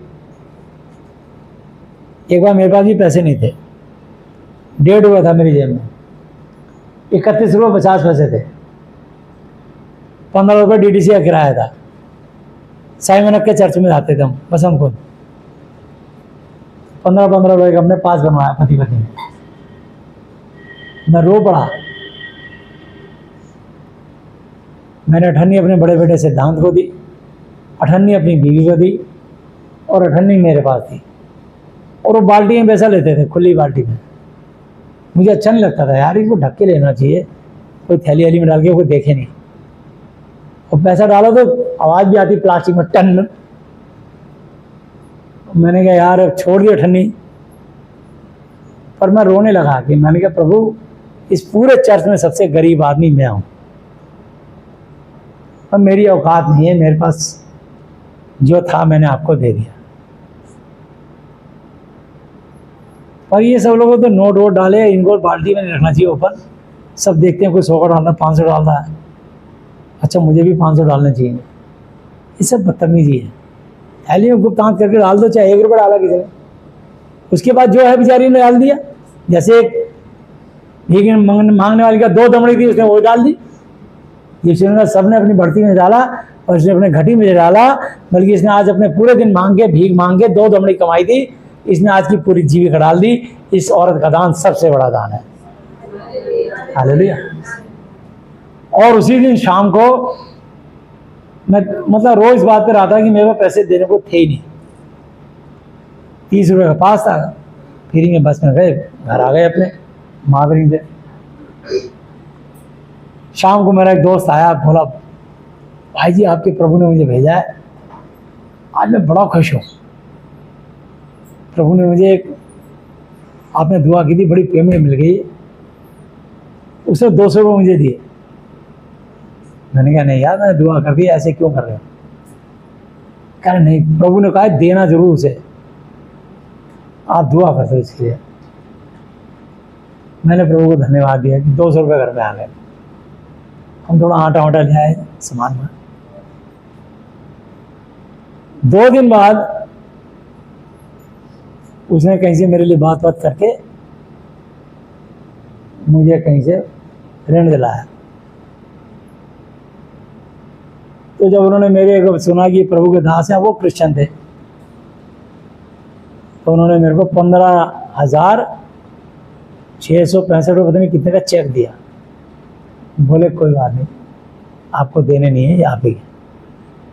तो 15 ने एक अठन्नी की कीमत 5,000 से अधिक रुपए दिए मुझे। हालेलुया। तो दशवान देने से तो बहुत बढ़ता है। मैंने अठन्नी दी थी, अठन्नी। इसलिए परमेश्वर सिर्फ हमारे हृदय को देखता है। और हमारे घर में 15,265 रुपये आ गए। अब तो जल्दी से राशन वासन तेल पानी सब ले आए। 2 रुपये का हल्दी बैग मिलता था, गाय छाप, 2 रुपये की मिर्ची। अरे वाह, मजा आ गया, तो कई दिन खाएंगे। बड़ा मजा आता था उन दिनों है। तो कहने ले कभी कभी गरीबी का दिन आता है, इसलिए मैं जो अपनी कलीसिया में देखता हूँ कि कमजोर भिखारी को 1 रुपये नहीं देता, और अपनी कलीसिया में कोई निर्बल हो, कमजोर हो, जरूरतमंद हो, नीडी हो, कोई विधवा हो, उसके लिए जो मुझसे होता है मैं चुपचाप चाहता हूँ उसको किया जाए। मतलब मैं चाहता हूँ तुमको अप्रिशिएट किया जाए, तुम्हारा मनोबल बढ़े। मिलता आज में लिखा जो काम ना करने पाए वो खाने भी ना पाए, ये भी लिखा है नीति चंद 10 अध्याय में 4 आयत पे। काम काजू लोग अपने हाथों द्वारा धनी होते हैं, परंतु आलसी लोग अपने आलस के कारण निर्धन और दरिद्र हो जाते हैं। तो जो आलसी होते हैं, निखट्टू होते हैं, कुछ नहीं करते, उनको कुछ नहीं मिलता। कई अपनी ऐट में रहते हैं, मैं क्यों बर्तन मांजूं, मैं तेरी हुई निकलेगी, चिंता मत कर। अब तू देख के जल, इनको सम्मान मिल रहा है, तेरे को कुछ नहीं मिल रहा। तेरे को प्रभु का वचन मिल रहा है, सीख इससे। तो प्रभु ने जिसके लिए ठहराया उसको मिलेगा। ये प्रभु की मर्जी का पत्ता नहीं मिलता, वो हृदय में डालते हैं, वहां से निर्धारित होता है स्वर से, तब तुमको सम्मान मिलता है, आदर मिलता है, जो कुछ मिलता है प्रभु की दया से मिलता है, बस। हालेलुया। ये प्रभु जानते हैं। मुझसे प्रभु का आत्मा जो बात करता है मैं वो काम कर देता हूँ। मैं किसी का मुंह देखा प्रचार नहीं करता। क्या मैं अब तक मनुष्य को मनाता हूँ या परमेश्वर को? यदि मैं अब तक मनुष्य को मनाता रहता तो यीशु मसीह का दास ही ना होता। मैंने ना मुंह देखा कहीं प्रचार किया और ना मुंह देखा किसी का न्याय किया। चाहे साथ रहे चाहे ना रहे, सुधर जा तो ठीक, बदल जा तो ठीक, नहीं तो मैं सख्ती पे आ गया तो अपने तरीके से काम करूंगा। फिर मैं ये बता रहा हूं मैं। आज्ञा दीपक शिक्षा ज्योति सिखाने वाले की डांट जीवन का मार्ग है। मिलेगी जिंदगी तुमको, चाहे डांट खा के मिले चाहे मोहब्बत से मिले, मिलेगी तुमको जिंदगी, क्योंकि यीशु के राज्य में कभी कोई छूछे हाथ नहीं जाता। हालेलुया। तो लिखा इसकी 14 आयतें, मैं 13 आयत दोबारा पढ़ता हूं। 1 कुरिन्थी 3 की 13 आयत। तो हर एक का काम प्रकट हो जाएगा, क्योंकि वह दिन उसे बताएगा, इसलिए कि आग के साथ, सच्चाई के साथ प्रकट होगा, और वह आग हर एक का काम परखेगी कि धरती में तुम क्या क्या काम करके आए हो, मेरे राज्य के लिए क्या किया तुमने। बहुत बहुत प्रार्थना करके तुमने कहा ये मिल जाए वो मिल जाए, हमारी दुआ नहीं सुनेगी तो प्रभु के दास से दुआ करा के काम करा लिया। प्रभु कहेगा मेरे लिए क्या किया तुमने, मेरे राज्य के लिए क्या किया। तुमसे सवाल पूछा जाएगा, बचेगा तुम में से एक भी नहीं, ना मैं ना तुम, ना कोई पास्टर ना कोई बिशप। दुनिया के सारे पास्टरों को बोल रहा हूं मैं, कोई नहीं बचेगा प्रभु के न्याय से, उसका भय मानो। हालेलुया। जिसका काम उस पर बना हुआ स्थिर रहेगा वो मजदूरी पाएगा, ब्लेसिंग पाएगा, आशीष पाएगा, स्वर्ग राज्य में प्रवेश पाएगा। हालेलुया। और 100% पाएगा। मत्ती 24 की 13 आयत पे, जो अंत तक धीरे धीरे रहेगा उसी का उद्धार होगा। उद्धार तो पक्का, स्वर्ग में जगह तो मिलेगी, चाहे छोटा पद मिले आपको। यहाँ 15 आयत पे बड़ी खूबसूरत वचन लिखा है, बहुत खूबसूरत। और यदि किसी का काम जल जाएगा तो वो हानि नुकसान उठाएगा। ये नहीं हो सकता है जेब काटते पकड़े गए तो 6 महीने की कैद होती है, अटेम्प्ट टू मर्डर 307 लग जाए तो 7 साल की सजा होती है, किसी का पूरा मर्डर हो जाए 302 तो उम्र कैद होती है, कई बार फांसी भी रहती है, कई बार आजीवन कारावास भी हो जाता है। तो तुम्हारे को सजा तो मिलेगी। और ये बड़ा सुंदर वचन लिखा 15 आयत की कोमा डाल के, यही समझने लायक है। पर वह आप बच जाएगा, परंतु जलते जलते बाल बाल बच जाओगे तुम। आखिरी सांस तक यीशु मसीह को मानने के कारण तुम धरती पर इतने दंड भुगत लोगे। और अगर तुम श्रापित पैसा छोड़ के गए हो तो श्रापित पैसा जो जो खाएगा, इस्तेमाल करेगा, उसकी कुबुद्धि सवार हो जाएगी इस पे, समझे ना। तो कुबुद्धि सवार रहेगी इसको। फिर क्या ना, हमारे बच्चे कैसे निकल गए, तुम्हारे पाप के पैसे के कारण ऐसे बच्चे निकल गए तुम्हारे। तो इसलिए, परंतु आप बच जाएगा जल जलते। फिर भी तुम्हारे को कितना सुंदर वचन लिखा है, ये स्वर्ग में जगह मिल जाएगी। हालेलुया। चाहे छोटा पद मिले, मिलेगी स्वर्ग में जगह, क्योंकि तुमने मत्ती की 24 की 13 आयत को पूरा किया। हालेलुया। क्या तुम नहीं जानते कि तुम परमेश्वर का मंदिर हो, परमेश्वर का आत्मा तुम में वास करता है। और यदि कोई परमेश्वर के मंदिर को नाश करेगा तो परमेश्वर उसे नाश करेगा, क्योंकि परमेश्वर का मंदिर पवित्र है और वो तुम। तो इस मंदिर के अंदर अल्कोहल, गांजा, बीड़ी, सिगरेट, शराब, चरस, नशा, तंबाकू, व्यभिचार, परस्त्रीगमन, समलैंगिक, लेस्बियन, गे, ये जो कर रहे हो ना, इस शरीर के अंदर, ये पवित्र मंदिर है, तुम्हारा नहीं है। तुम दाम देकर मोल लिए गए हो, तुम अपने नहीं हो। पाप नहीं कर सकते इस शरीर से। परमेश्वर तुम्हें शुद्ध कर देगा, चाहे कितनी बड़ी बीमारी क्यों ना हो। तुम्हारी मन की मुराद पूरी करेगा। जिनकी कोख नहीं खुली उनकी कोख खोल देगा। 90 साल की उम्र में, 100 साल की उम्र में इब्राहिम को बेटा दिया उन्हें, वो कला जीवानी एक सा है। और एक बेटा बेटी जरूर देगा, इस्राएल को शांति मिले और तो अपने नाती को तो देखने पाए। एक बेटा एक बेटी जरूर मिलेगी आपको, और कितने भी मिले, लेकिन एक बेटा बेटी इसलिए मिलेंगी क्योंकि तुम नाना और दादा जरूर बनो। और तुम इतनी उम्र तक जियोगे कि नाना और दादा जरूर बनोगे। हालेलुया। तो परमेश्वर से डरो पाप करने से, छोड़ दो अपने जीवन से पाप, सुधर जाओ। इसलिए मत्ती की पुस्तक 24 की 13 फिर पढ़ लेते हैं।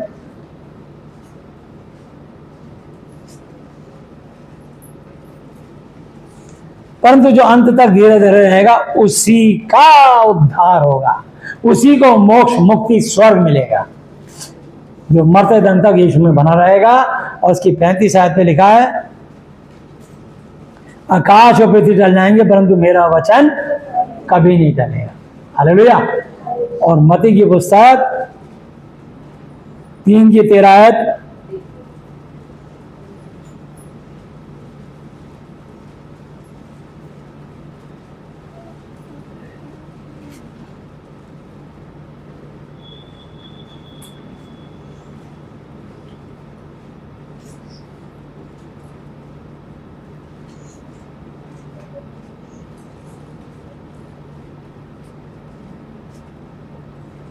ग्यारह से लेता हूं।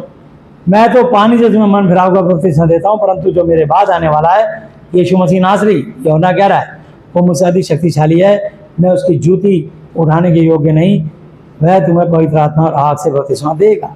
उसका सूप उसके हाथ में है और अपना खलिहान अच्छी रीति साफ करेगा और अपने गेहूं को तो खत्ते में स्वर में इकट्ठा करेगा, परंतु भूसी तूड़ी को उस आग में जलाएगा जो बुझने की नहीं है। उस समय यीशु गलील के यरदन के किनारे पर यूहन्ना के पास उससे बपतिस्मा लेने आया, परंतु यूहन्ना ये कहकर उसे रोकने लगा कि मुझे तेरे हाथ से बपतिस्मा लेने की आवश्यकता है और तू मेरे पास आया। यीशु ने उसको उत्तर दिया कि अब तो ऐसा ही होने दे, क्योंकि हमें इसी रीति से सब धार्मिकता को पूरा करना उचित है। तब उसने उसकी बात मान ली और यीशु बपतिस्मा लेकर तुरंत पानी में से ऊपर आया और देखो उसके लिए आकाश खुल गया और उसने परमेश्वर की आत्मा को कबूतर की नाई उतरते और अपने ऊपर आते देखा। और देखो यह आकाशवाणी हुई कि यह मेरा प्रिय पुत्र है, मैं जिससे मैं अत्यंत प्रसन्न हूँ। हालेलुया। मत्ती की पुस्तक और उसके 5 अध्याय उसकी 17 ऐसे 16 ऐसे लेता हूँ। उसी प्रकार तुम्हारा उजियाला मनुष्य के सामने चमके कि वे तुम्हारे भले कामों को देखकर तुम्हारे पिता की जो स्वर्ग में है बड़ाई करे। तुम्हारे यीशु मसीह की, तुम्हारे पिता यहोवा की, पवित्र आत्मा की प्रशंसा होनी चाहिए हमारे कर्मों से। हालेलुया। ये ना समझो कि मैं व्यवस्था या भविष्यताओं की पुस्तकों को लुप्त करने आया हूँ। लोप करने नहीं, गायब करने नहीं, परंतु उसे पूरा कंप्लीट करने को आया हूँ। क्योंकि मैं तुमसे सच कहता हूँ कि जब तक आकाश और पृथ्वी टल ना जाए तब तक व्यवस्था की एक मात्रा या बिंदु भी बिना पूरे हुए नहीं टलेगा। इसलिए जो कोई छोटी से छोटी आज्ञाओं में से किसी एक को तोड़े, वचन को तोड़े और वैसे ही लोगों को सिखाए तो स्वर्ग के राज्य में सबसे छोटा कहलाएगा। तो इसलिए कुछ लोग ना गलत शिक्षा देते हैं। विश्वास मत देना, जब तुम बोओगे तो काटोगे क्या? अगर तुम्हारे घर में खेत है, अगर तुम कुछ बो नहीं तो बंजर हो जाएगी वो। हर साल खेत तो कुछ ना कुछ बोया जाता, कुछ ना कुछ बोया जाता। अब बारिश आने वाली है जुलाई में, धान बोई जाएगी। पीछे गेहूं बोया गया था, फिर ये गन्ना बोया जाएगा, फिर दालें बोई जाएंगी, फिर टमाटर बोए जाएंगे, फिर मटर बोई जाएगी। सीजन हर चीज का। तो इसलिए परंतु जो कोई उनका पालन करेगा और उन्हें सिखाएगा वही स्वर्ग के राज्य में महान कहलाएगा। क्या कहलाएगा? अगर ये शिक्षा को ना तोड़े, तेरी समझ में नहीं आ रहा तो मत बता यार, और बहुत सारा प्रचार है वो कर लो, गलत शिक्षा मत दो। ये तो पुराने में लिखा है। अरे पुराने में, नए नए में भी लिखा है, मत्ती 23:23 पे, लूका में भी लिखा है। समझे? ऐसे मत समझना कि पुराने में लिखा है दशवांश। पुराने हम क्यों पढ़ते हो? जब तू आग में जाए आग तुझे जला ना सकेगी, नदियां तुझे डुबो ना सकेंगी। क्यों पढ़ाते हो? यशाया 41 की 10 आयत में लिखा, मत डर, इधर उधर मत ताक, मैं तेरा परमेश्वर हूं, मैं तुझे दृढ़ करूंगा, मैं तेरी सहायता करूंगा, अपने धर्म में दाहिने हाथ से संभाला रहूंगा। जो तुझसे क्रोधित हैं वो लज्जित होंगे और उनके मुंह काले होंगे और वो नाश होकर मिट जाएंगे, क्योंकि तेरा परमेश्वर अपने धर्म में दाहिने हाथ से तुझे संभाले रहेगा। क्यों पढ़ाते हो? पुराने नियम को प्रभु लुप्त करने नहीं आए, गायब करने नहीं आए, कंप्लीट करने आए, पूरा करने आए। कहां से पुराने नियम और नए नियम की शिक्षा कर रहे हो भाई? नए नियम में मर्ज करके प्रभु ने पुराना नियम भी रखा है। एवं कहते हैं यीशु मसीह के आने के बाद ईसाई, पूर्व ईसा के बाद में जो बनाई है ये 1900 जो है 2000 सन, ये सन बने जो ईसा पूर्व ईसा पहले के, ये मत बोलो। उससे पहले दुनिया कौन चला रहा था? यीशु मसीह से पहले, 2024 से पहले, 2025 से पहले यहोवा जी चला रहे थे। और हमेशा कल आज गानी देखा है, नए नियम में लिखा है इब्रानी 13:8 पे,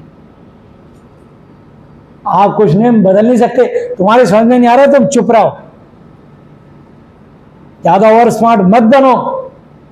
उसकी भी आशीष बंद करा रहे हो, अपनी भी आशीष बंद करा रहे हो। और प्रभु ने कहा कि इस मत्ती 7 की 1 आयत पे दोष न लगाओ कि तुम पे भी दोष न लगाया जाए, क्योंकि जिस नाप से तुम नापते हो उस नाप से तुम्हारे भी नापा जाएगा। तुम कौन हो तो किसी प्रचारक का नाम लेकर उसकी बुराई करने वाले? प्रभु 8 की 33 आयत पे लिखा, कौन है जो मेरे चुने हुए दोष लगाएगा? परमेश्वर बोल जो धर्मी ठहराने वाला। तुझे कब से हाकिम बना दिया लोगों का? तू लोगों की निंदा बुराई करता फिर रहा है। तेरे को कब हाकिम बनाया परमेश्वर ने? कब कहा तू जाके ये शिक्षा दे?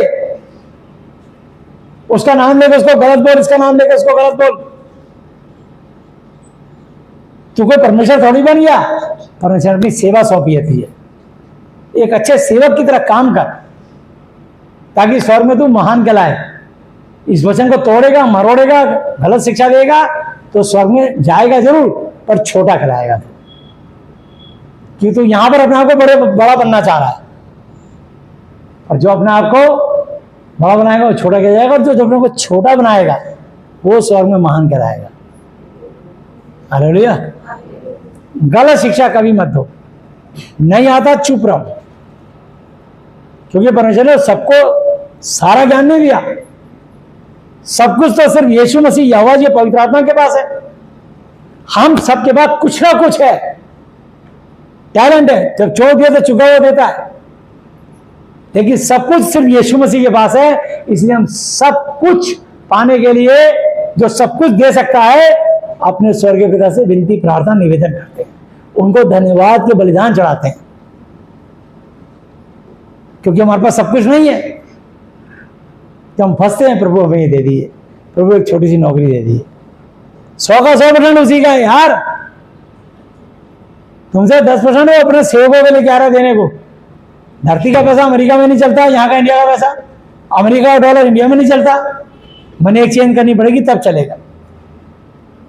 तुम्हारा धरती का पैसा 100 में चल जाएगा, और 54 में कील भी सुई भी साथ नहीं जाएगी। वचन को समझे बिना ही गलत गलत शिक्षा दे रहे, एक दूसरे का नाम लेके एक दूसरे की बेइज्जती कर रहे। रोमियो 8:33 में साफ कह दिया, कौन है जो मेरे चुने में दोष लगाएगा? परमेश्वर वो जो धर्मी ठहराने वाला। हम कौन होते किसी के हाकिम? गलत प्रचार कर रहा है, हमें पता लग गया। हमको बाइबल दी है ना, उस आत्मा को हमने परखा, वचन से पाया कि ये आत्मा प्रभु की ओर से नहीं है, और छोड़ दिया, हट गए पीछे। हो सकता पहले हम इंटरेस्टेड हों, उसको सुनते हों, और हमारे अंदर गलत बीज डाला जा रहा था। थोड़े दिन में प्रकट भी हो जाएगा वो, पर सही वचन आपको शांति देगा, ठंडक देगा, और गलत वचन आपके अंदर सवाल खड़े कर देगा, खलबली, गड़बड़ी। पहला कोरिन्थी 14 की 33 आयत पे लिखा है, परमेश्वर गड़बड़ी का नहीं परंतु शांति का करता है। शांति का क्रिएटर है वो। हालेलुया।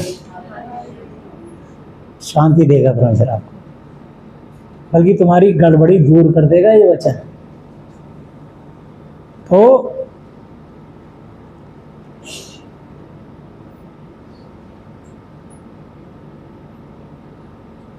क्योंकि मैं 20 आए थे, मत्ती 5 की 20, क्योंकि मैं तुमसे कहता हूं कि यदि तुम्हारी धार्मिकता शास्त्रियों फरीसियों की धार्मिकता से बढ़कर ना हो तो तुम स्वर्ग के राज्य में कभी प्रवेश करने ना पाओगे, नहीं पाओगे।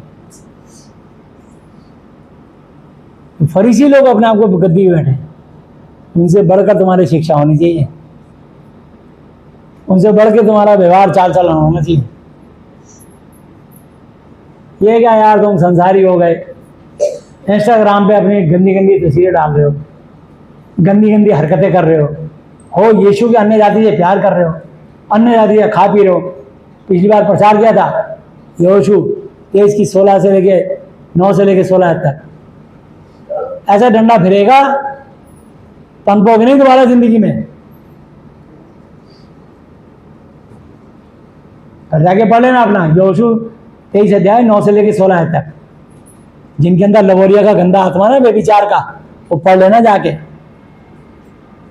ऐसी की तैसी ऐसी फिरेगी, कितना यीशु यीशु कर लेना तुम, बचोगे नहीं प्रभु के न्याय से, उसके दंड से। वो ना सोता ना ऊँगता ना पल के झपकाता है, वो निरंतर देखता रहता हमारे चाल चलन हमारे व्यवहार को। पर जो लोग अधिक बाइबल पढ़ते हैं, प्रार्थना करते हैं, अधिक समय प्रभु को देते हैं, प्रभु उनको सद्बुद्धि ज्ञान समझ देते हैं, स्वस्थ रखते हैं, उनके प्रमोशन करते हैं, उनके रास्ते खोलते हैं। और वो थक इतने जाते हैं कि आगे सो जाते हैं, फालतू ये देखते ही, टाइम ही होता उनके पास। खाली दिमाग शैतान का, खाली लोग होते हैं वही लगे रहते हैं इसी में, ये चैटिंग वो चैटिंग वो चैटिंग वो चैटिंग, रजाई में छुप छुप के चैटिंग, कंबल में छुप छुप के चैटिंग। ऐसी फाइटिंग होगी ना तुम्हारे साथ तो शैतान मारेगा फिर। तो दुआई मत देना यीशु मसीह की, बचाओ यीशु मसीह। आज्ञा मानो, दुआई देने की जरूरत ही नहीं। परमेश्वर मांगने से पहले जानता है तुम्हारी क्या क्या आवश्यकता है, मांगने से पहले तुम्हें उन्नति तक की प्रमोशन, आशीष, ब्लेसिंग, चंगाई और तुम्हें ज्ञान बुद्धि समझ देगा। आशीष बरसाएगा, आशीषों की वर्षा होने लग जाएगी। हालेलुया। कोई मुंह देखा प्रचार नहीं है। वापिस आएंगे यशायाह की पुस्तक, और ये 21 और 22 आयत भी पढ़ दूं। 21 और 22 आयत जरूर सीख लो, ये बाइबल से सीखने की बात है, ठीक है। बहुत गहरा संबंध है इस वचन का, बस मैं यहीं से पढ़ रहा हूं और आगे बाइबल में लिखा होगा सब जगह बदल देता हूं मैं। क्यों बदलता हूं? आज तो मैं सिखा रहा हूं, मैंने पवित्र आत्मा से सीखा, तुमको सिखा रहा हूं। तुम सुन चुके हो कि पूर्व काल के लोगों से कहा गया था कि हत्या, खून ना करना, और जो कोई हत्या करेगा वो कचहरी में दंड के योग्य होगा। इसलिए यहाँ पर कोई मर्डर करता है तो कोर्ट में मुकदमा जाता है, कचहरी में दंड होता है उसको। कोर्ट न्याय करती है, इसको उम्र कैद या फांसी दो। लोग उसके खिलाफ मोमबत्ती लेके कैंडल मार्च करते हैं। लेकिन यहाँ लिखा है, परंतु मैं तुमसे यह कहता हूं कि जो कोई अपने भाई या बहन पर क्रोध करेगा वो कचहरी में दंड के योग्य होगा, और जो कोई अपने भाई या बहन को निकम्मा कहेगा वह महासभा में दंड के योग्य होगा। अब देख लो, निकम्मा, निकम्मा अब आगे कहीं लिखा हो तो मत पढ़ना, उसका मतलब होता तुच्छ, बेकार। जैसे पहला पत्र 2 की 7 आयत पे लिखा है, जिस पत्थर को राजमिस्त्री ने तुच्छ जाना वो कोने का सिरा बना। तो वहां भी ये वर्ड लिखा है, निकम्मा।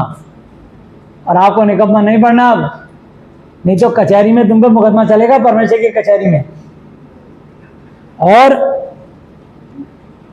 जो कोई कहे अरे मूर्ख, वो नरक की आग के दंड के योग्य होगा।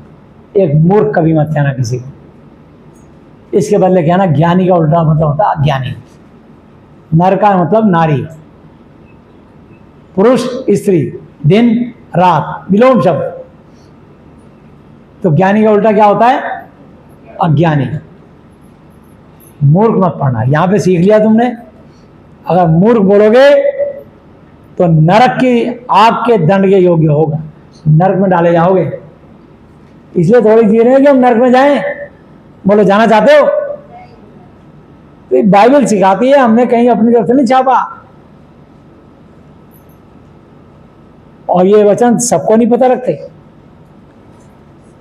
परमेश्वर ने ये वचन ज्ञानियों से छुपा के रखे ताकि अपने बालकों पे प्रकट करे। हालेलुया।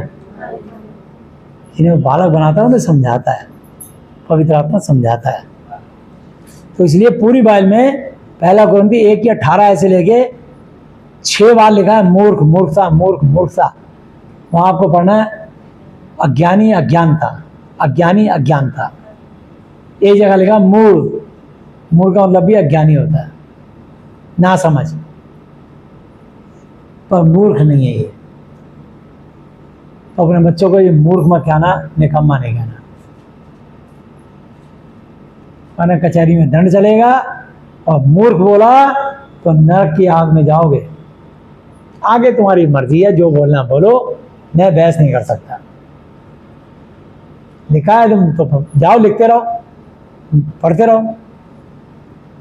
तुम अपना लिखा दोगे, मैं अपना लिखा दूंगा। मैंने सिखा दिया, मैं छूट गया कि प्रभु मैंने तो इनको बताया, चिताया, समझाया था, इन्होंने ध्यान नहीं दिया तो इनकी मर्जी, मैं छूट गया। मैंने जो है वचन तुमसे छुपाया नहीं, तुमको प्रकट कर दिया। यशायाह की पुस्तक आ जाओ, 1 अध्याय।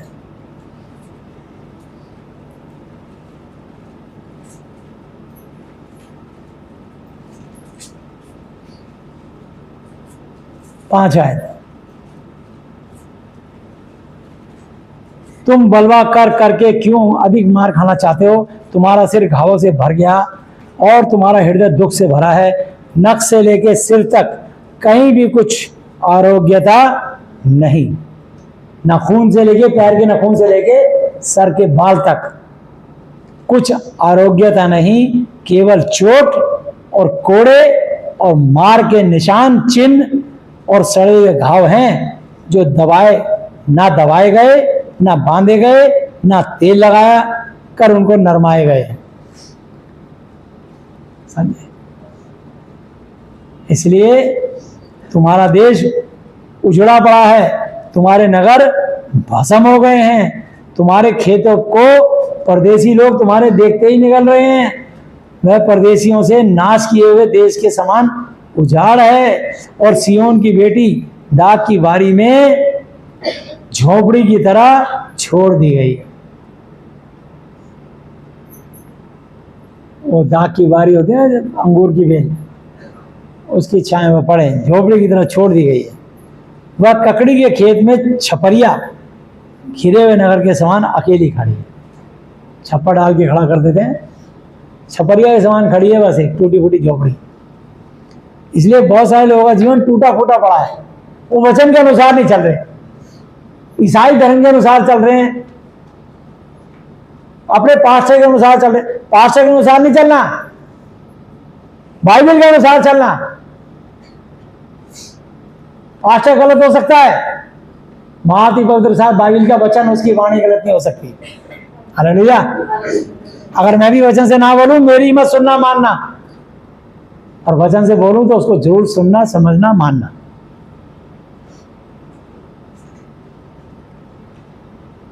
यदि सेनाओं का यहोवा हमारे थोड़े से लोगों को ना बचा रखता तो हम सदोम और अमोरा के समान नष्ट हो जाते और अमोरा के समान ठहरते। सदोम अमोरा को आग और गंधक से नाश कर दिया था परमेश्वर ने। तो अगर हमें प्रभु थोड़े से लोगों को नहीं बचा के रखता तो सब आग और गंधक की झील से आग के गोलों से मर जाते हैं।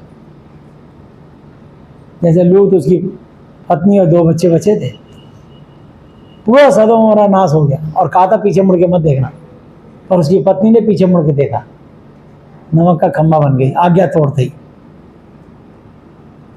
आज तक नमक का खंभा बनी खड़ी है।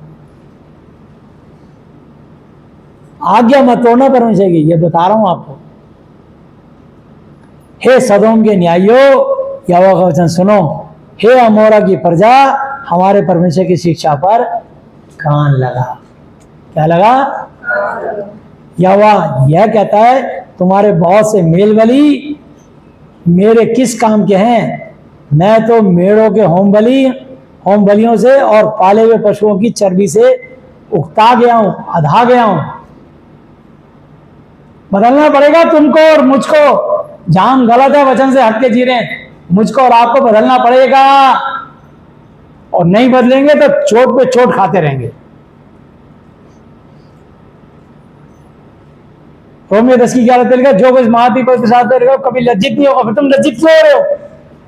क्योंकि तुम वचन का पालन नहीं कर रहे, उसका अनुसरण नहीं कर रहे। तुम औरों को शिक्षा दे रहे हो और खुद उस पर नहीं चल रहे, इसलिए तुम्हारी ये दुर्दशा है। सुनते नहीं हो, ढीठ हो। हम भी दूर रहते हैं कि जब जिसने सुनना नहीं तो फायदा क्या इसको। कठोर दिल दिमाग है, सुने नहीं दे, कितना धमकाए डांटे। जो लोग ऐसे नहीं सीखते ना, वक्त हालात परिस्थिति सीखते हैं। और जब वक्त परिस्थिति हालात से बंदा सीखता है ना, वो बहुत अच्छे से सीखता है फिर। लेकिन जब तक बहुत देर हो जाती है, बहुत साल बीत जाते हैं जिंदगी में। कई बार तो लोग सुसाइड भी कर लेते हैं, जिंदगियां ही चली जाती हैं कई बार, और दिमाग में घुसता ही नहीं वचन।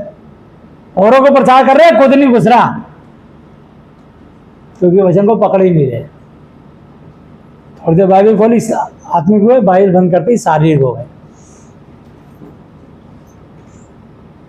शारीरिक बनने जोर लगा रहे हैं। देख तेरे अंदर कितना दम है, मैं भी देखता हूं तेरे अंदर कितना दम है। कब तक डांटू मैं? ओ बुराई मोल, तुमको समझा रहे, समझ नहीं आ रहा? इससे ज्यादा हमारे अंदर ताकत नहीं है बोलने की। बस मार सकते नहीं, श्राप दे नहीं सकते, गाली दे नहीं सकते, कुछ भी तो नहीं कर सकते प्रार्थना के सिवा। शिक्षा दे रहे हो, मान नहीं रहे, छोड़ दो उसको उसके हाल पे, और विश्वासी जान के छोड़ दो। बस ये वक्त और हाथ से सीखने वाला बंदा है ये,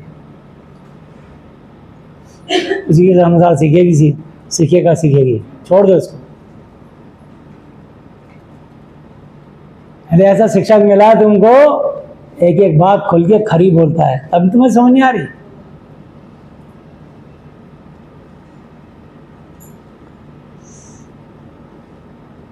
तो परमेश्वर अधा गया, उकता गया है भेड़ बकरियों के लहू से, बलि प्रथा से उकता गया। वो कह रहा मुझे सिर्फ धन्यवाद का बलिदान चाहो, बस मुझे सिर्फ तुम्हारे धन्यवाद चाहिए और कुछ नहीं चाहिए। मैं भेड़ बच्चों के, बकरों के लहू से प्रसन्न खुश नहीं होता। हालेलुया। जब तुम अपने मुंह मुझे दिखाने के लिए आते हो, तब यह कौन चाहता है कि तुम मेरे आंगनों को पांव से रौंदो? तुम मेरे आंगन में आके मेरा वचन नहीं मानते, मुझे रिश्वत देने की कोशिश करते हो। मेरे को सोचते हो कि कुछ दे के खुश हो जाएंगे, कुछ दुआ दे जाएंगे। तुम मेरे पिता का आदर नहीं कर रहे, मैं कैसे खुश हो जाऊं? मेरे पिता का वचन नहीं मान रहे, मुझे कितने गिफ्ट दे दो, मुझे कुछ अच्छा नहीं लग रहा तुम्हारे आज्ञा ना मानने के कारण। कोई गिफ्ट नहीं चाहिए, अपना गिफ्ट अपने पास रख। मेरे को एक ही गिफ्ट चाहिए, अपने मेरे स्वर्गीय पिता, अपने स्वर्गीय पिता की आज्ञा पूरी कर, उसकी बात, उसका वचन मान, बस उसको धन्यवाद दे, उसकी स्तुति कर, उसकी बड़ाई कर, उसको महिमा दे, क्योंकि आदर और महिमा के योग्य सिर्फ और सिर्फ प्रभु यीशु मसीह। हालेलुया। व्यर्थ बेकार में अन्न बलि फिर मत लाओ मेरे आंगन में। धूपबत्ती, लोबान, धूप से मुझे घृणा नफरत आती है। तो लिखा है, नए चांद और विश्राम दिन को मानना और सभाओं का प्रचार करना, यह मुझे बुरा लगता है। परमेश्वर कह रहा मुझे बुरा लगता है ये। महासभा के साथ ही साथ अनर्थ काम करना मुझसे सहा नहीं जाता। तुम्हारे नए चांदों और नियत पर्वों के मानने से मैं दिल से, जी से बैर रखता हूं। ये सब मुझे बोझ से जान पड़ते हैं, उनको सहते सहते मैं उकता गया हूं।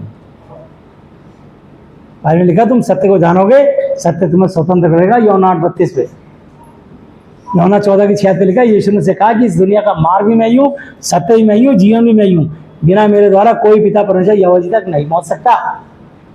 प्रेरितों 4:12 पे लिखा, और किसी दूसरे के द्वारा उद्धार मोक्ष मुक्ति नहीं, क्योंकि स्वर्ग के नीचे मनुष्य जाति में यीशु मसीह नासरी के अलावा और कोई दूसरा नाम ही नहीं दिया गया जिसके द्वारा हम उद्धार पा सके। मोक्ष, मुक्ति, अनंत जीवन और चंगाई और मन की मुराद पूरी करने वाला सिर्फ और सिर्फ मुर्दों में जी उठने वाला परमेश्वर यीशु मसीह नासरी है। हालेलुया। इसलिए प्रभु हमें कॉटेज मीटिंग देता कि तुम्हें घर घर में ये शिक्षा दें ताकि एक एक फैमिली अंदर अंदर आजाद हो जाए। और तुम धन्य हो कि तुम्हारे कान सुनते हैं, समझते सब है, हाँ ये सही कह रहे हैं भैया, प्रभु का वचन सही कह रहा है, पता सबको है। अभी तो आशीष पा रहे हो, तभी तो हर संडे दौड़े चले आते हो प्रभु यीशु से मिलने के लिए, उसकी वाणी सुनने के लिए, उसके वचन के साथ संगति करने के लिए आते हो आप, उससे आशीष पाने के लिए आते हो आप। हालेलुया। अपने स्वर्ग के पिता से मिलने आते हो, वो तुमसे मोहब्बत करता है। चोर केवल चोरी करने, घात करने, नष्ट करने के लिए आता है, परंतु मैं इसलिए आया तुम्हारे जीवन में ताकि तुम जीवन, धरती पर जीवन और स्वर्ग में बहुत है अनंत काल का जीवन पाओ। हालेलुया। 26 साल घर घर जाके मैंने लोगों को सिखाया, तब लोगों के सरों पे छात्र, कई लोगों के घरों के अपने मकान, कार, गाड़ियां एक दिन में नहीं आई। ये शायर है कि कोख फट गई थी, डॉक्टर ने कभी मां नहीं बनेगी, मैं जरूर बनेगी। शक्तिनगर में आती थी, इसको प्रचार करते थे, फिर रामपुरा आ गई, वहां प्रचार करता था इसको, जा जाके पूछो। आज ये बेटा प्रभु यीशु मसीह की देन है, ये कोई मामूली नहीं है, अद्भुत रीति से पैदा हुआ है इब्राहिम और सारा की तरह। ये अद्भुत रीति का बच्चा, ये अनमोल है, देश कीमती, ये परमेश्वर का चमत्कार है ये बच्चा। लेकिन बाद में ऐसा बनेगा, ये प्रभु का एक बहुत बड़ा पिलर और स्तंभ बनेगा और प्रभु की खिदमत करेगा, सेवक बनेगा प्रभु का। हालेलुया। मेरी तरह एक स्थान में बैठ के सेवा करेगा और जहाँ जाएगा वहाँ प्रभु के काम करेगा। हालेलुया। इसके दिन में 3 टाइम प्रार्थना होती है। माँ बाप कितनी प्रार्थना करते करते नहीं करते मैं नहीं जानता, वो तो करते ही होंगे, लेकिन इसके लिए 3 टाइम इस परिवार के लिए प्रार्थना होती है, सबके लिए होती है, जितने कलीसिया के लोग। बहुत समय लगता है दुआ में, ताकि तुम सबको आशीष मिले। और जिनके केस फंसे हुए हैं उनके लिए खास तौर पर दुआ करता हूँ, मैं नाम लेके दुआ करता हूँ कि तुम्हारी उलझन खत्म हो जाए। हालेलुया। उसके लिए हम धन्यवाद दें, जब काम हो जाता है तो धन्यवाद देते हैं। मैं एक भाई की 14 साल से दुआ कर रहा था, 15 साल हो गए होंगे। पिछली बार आए थे अजीत भैया यहाँ पे, उसका महागुण वाला फ्लैट बुक किया था उसने, उसकी पोजीशन मिल गई उसको। हालेलुया। हम धन्यवाद देते हैं कि यीशु मसीह ने उनको दिया। जब तक धन्यवाद करना नहीं छोड़ते, लगे रहते हैं, हम भी लगातार दुआ करते रहते हैं। अतुल के दादा दादी के उद्धार के लिए 14 साल दुआ करी मैंने, तब जाके वो उद्धार हुआ उनका। ये पवित्र देवी की दुआ करी मैंने कई साल तक, कब जान छू यहाँ को आन छू, हाँ चल यीशु के दौरे, ठीक हो गई। आई थी ऑपरेशन कराने, ठीक हो गई यीशु मसीह की दया से, ना ऑपरेशन हुआ ना कुछ हुआ। हालेलुया। अब मानती है यीशु मसीह को। अब तीनों बेटों की शादी हो गई, खुश, हाथ उठा के दिखा दे कौन है पवित्र, ये। हालेलुया। दिल भर की माँ है। तो कहना चाहिए कि प्रभु आशीष देते हैं, तब तुम प्रभु की महिमा करते हो, दिल से करते हो, झूठ मूठ की नहीं। तुम्हारे को प्रभु ने सब कुछ ना कुछ दिया है, बहुत कुछ दिया है प्रभु ने। कईयों को सर पे छत दे दी, कईयों को गाड़ियां दे दी, कईयों को धन दौलत से धन धान्य कर दिया, संपन्न कर दिया, कईयों को निरोगी कर दिया, कईयों को बुद्धि ज्ञान समझ दे दी। प्रभु ने जिसको जो चाहा वो उसको दे दिया और आगे भी देते रहेंगे। हालेलुया। बस आपको और मुझको उसके वचन में बने रहना। अपने को धोकर, 16 पे लिखा है यशायाह 1:16, अपने को धोकर पवित्र करो, यानी अपने पापों से तौबा करो। प्रेरितों का 3:19 लिखा, मन फिराओ, लौट आओ कि तुम्हारे पाप मिटाए जाए, ताकि प्रभु की सम्मुख विश्रांति की दिलाएं। मेरी आंखों के सामने से अपने बुरे कामों को, अपने गंदे कामों को दूर करो, छोड़ दो। भविष्य में बुराई करना छोड़ दो, भलाई करना सीखो। यत्न से जोर लगाकर यत्न से न्याय करो, बिल्कुल सच्चाई से न्याय करना, किसी का पक्षपात मत करना, मुंह देखा प्रचार नहीं करना, मुंह देखा न्याय नहीं करना। अनाथ का न्याय चुकाओ, विधवा का मुकदमा लो।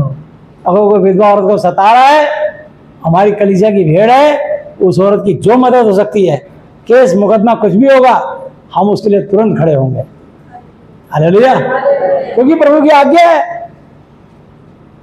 यहोवा कहता है आओ आओ मेरे करीब आओ, आओ हम आपस में वाद विवाद तर्क वितर्क करें। तुम्हारे पाप चाहे लाल रंग के और तो भी वे हिम बर्फ की नाई उजले हो जाएंगे। तुम कितने भी गंदे पाप करके आए हो, प्रभु कहता है मैं अपने लहू से धोकर शुद्ध पवित्र कर दूंगा। मत्ती 6 की 19-20 आयत में लिखा, तुम अपने नहीं हो, तुम दाम देकर मोल लिए गए हो। हालेलुया, इसने अपने शरीर के द्वारा परमेश्वर की महिमा करो। तो प्रभु कह रहा है तुम्हारे पाप चाहे लाल रंग के खून जैसे, ब्लड जैसे गाढ़े खून लाल रंगे हों, गंदे कितने भी लाल जैसे, सुर्ख जैसे आग तपती है, कितने भी लाल पाप हों, वो हिम की नाई उजले हो जाएंगे मेरी दया से, मेरे वचन को मानने से, मुझे धन्यवाद देने से, मेरी महिमा करने से, मेरी स्तुति करने से, यहोवा यीशु मसीह पवित्र आत्मा की स्तुति करने से। हालेलुया, ये इस वचन का अर्थ है जो इसने लिखा वचन है। भैया मुझे समझ नहीं आ रहा, ठीक है ना, ये वचन क्या कह रहा है, मुझको समझ ना आ रहा है। अरे नहीं आ रहा तो बताएगा प्रभु। और चाहे अर्गवानी रंग के हो, बैंगन जैसे रंग के, बैंगनी रंग के हो, तुम्हारे पाप बैंगन जैसे, नीला और लाल रंग मिला दो काला सदा बन जाएगा। कितने भी काले पाप हो तुम्हारे, प्रभु की दया से, कहता है मेरी दया से वे ऊन के समान श्वेत चिट्टे हो जाएंगे जब तुम मन फिराओगे, जब मेरे वचन का आदर करने लगोगे।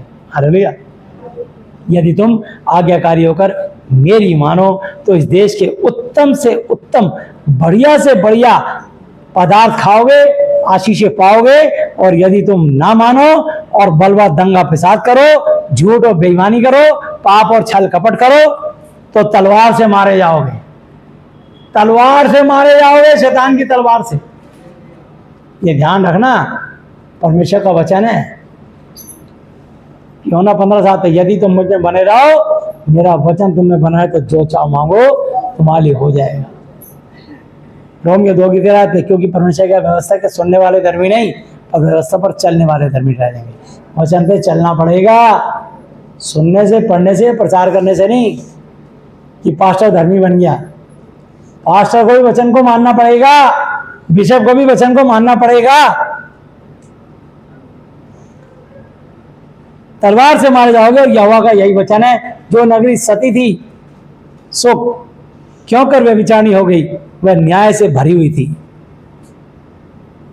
और उसमें धर्म पाया जाता था, परंतु अब उसमें हत्यारे ही पाए जाते हैं।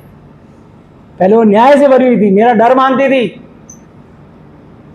और अब वो पापी हो गए हैं, मेरे वचन को मानना छोड़ दिया है।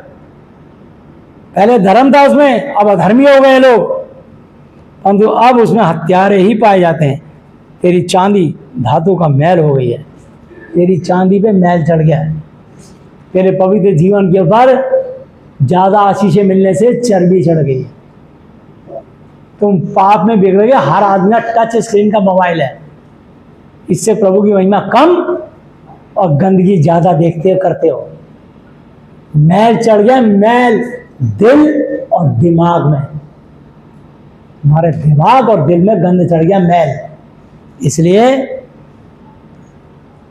तेरे दाग मधु में पानी मिल गया है, तेरे हाकिम हटीले चारों ओर से मिले, वे सब के सब घूस खाने वाले रिश्वतखोर और भेंट के लालची हैं, पैसे के लालच में सेवा करते हैं।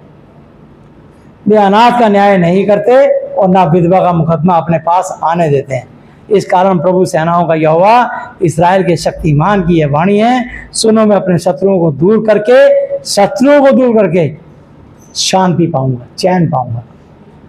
तो प्रभु शत्रुओं को अपने आप ही निकाल के बाहर फेंक देगा, ध्यान रखना। अगर पाप करना नहीं छोड़ोगे तो शैतान द्वार पे खड़ा है। हनन्याह सफीरा से कहा था झूठ मत बोलना। और उन दोनों ने झूठ बोला और दोनों की मृत्यु हाथों हाथ हो गई। प्रेतों का 5 अध्याय पे लिखा है, प्रेतों का 5 अध्याय पे। इसलिए अगर अपना महल दूर नहीं करोगे, अपनी गंदगी दूर नहीं करोगे, तो द्वार पे शैतान खड़ा है, तेरे पति को दफनाने में बाहर ही खड़े हैं। पाप के लिए काम मत करना, झूठ के लिए काम मत करना, ये ध्यान रखना।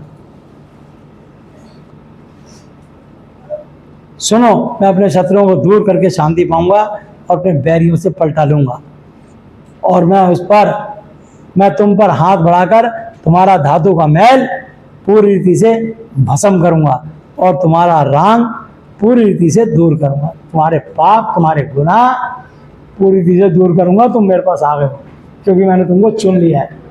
जैसा तुम्हारे बुलाने वाला पवित्र है, वैसे तुम भी 4.5 चलन पवित्र हो। लिखा पवित्र हो क्योंकि मैं पवित्र हूँ, ये लिखा है पहला पत्रस 1:15-16 आयत पे, और यूहन्ना 1:15-16 पे लिखा है, तुमने मुझे नहीं बल्कि मैंने तुमको चुना है, चाहकर तुम फल लाओ और तुम्हारा फल सदा बना रहे, ताकि जो कि तुम मेरे पिता से मेरे नाम से मांगो तुमको दे।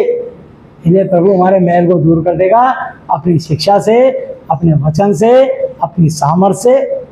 बाकी तुम्हारे भी तो कर्म है, कुछ सब कुछ प्रभु करेंगे, तुम भी तो कर्म करोगे। प्रार्थना हूँ, सुधर जाओ, तुम्हारा घर आशीष का कारण है। तुम प्रभु की बेटी हो, कोई मामूली नहीं हो। तुम प्रभु के बेटे हो, कोई मामूली लोग नहीं हो। तुम परमेश्वर की संतान हो, तुम जगत की ज्योति हो, तुम परमेश्वर के सहकर्मी हो, तुम पृथ्वी के नमक हो, तुम परमेश्वर के राजदूत हो, तुम परमेश्वर की दृष्टि में अनमोल हो, तुम परमेश्वर की दृष्टि में प्रतिष्ठित हो, और तुम परमेश्वर की निज प्रजा हो। तुम्हें अपनी पहचान नहीं, तुम कौन हो? तुम यीशु के बच्चे हो, लहू के द्वारा दाम देकर मोल लिए गए हो। पहला कोरिन्थी 6:19-20 आयत एक जरा निकाल के पढ़ देना सी। और यशायाह 1:26 आयत, और मैं तुम में पहले की नाई, पहले की तरह न्यायी और आदि काल के समान मंत्री फिर से नियुक्त करूंगा। फिर से तुमको मंत्री बनाऊंगा, फिर से तुमको ऊंचे पद पर नियुक्त कर दूंगा। अगर पाप करना छोड़ दोगे, अगर मेरी आगे अनुसार जियोगे, तो उसके बाद तू धर्मपुरी और सती नगरी कहलाएगी। सियोन न्याय के द्वारा, और जो उसमें फिरेंगे वो धर्म के द्वारा छुड़ा लिए जाएंगे। धर्म के द्वारा, किसके द्वारा? वो धर्मी परमेश्वर की शिक्षा के द्वारा, धर्म के द्वारा। हालेलुया। वो धर्मी है, उसका वचन धर्मी है, उसकी शिक्षा से तुम छुड़ा लिए जाओगे, शैतान के चंगुल से, उसके मुंह से, उसकी योजनाओं से, उसकी प्लानिंग से आजाद हो जाओगे तुम। हालेलुया।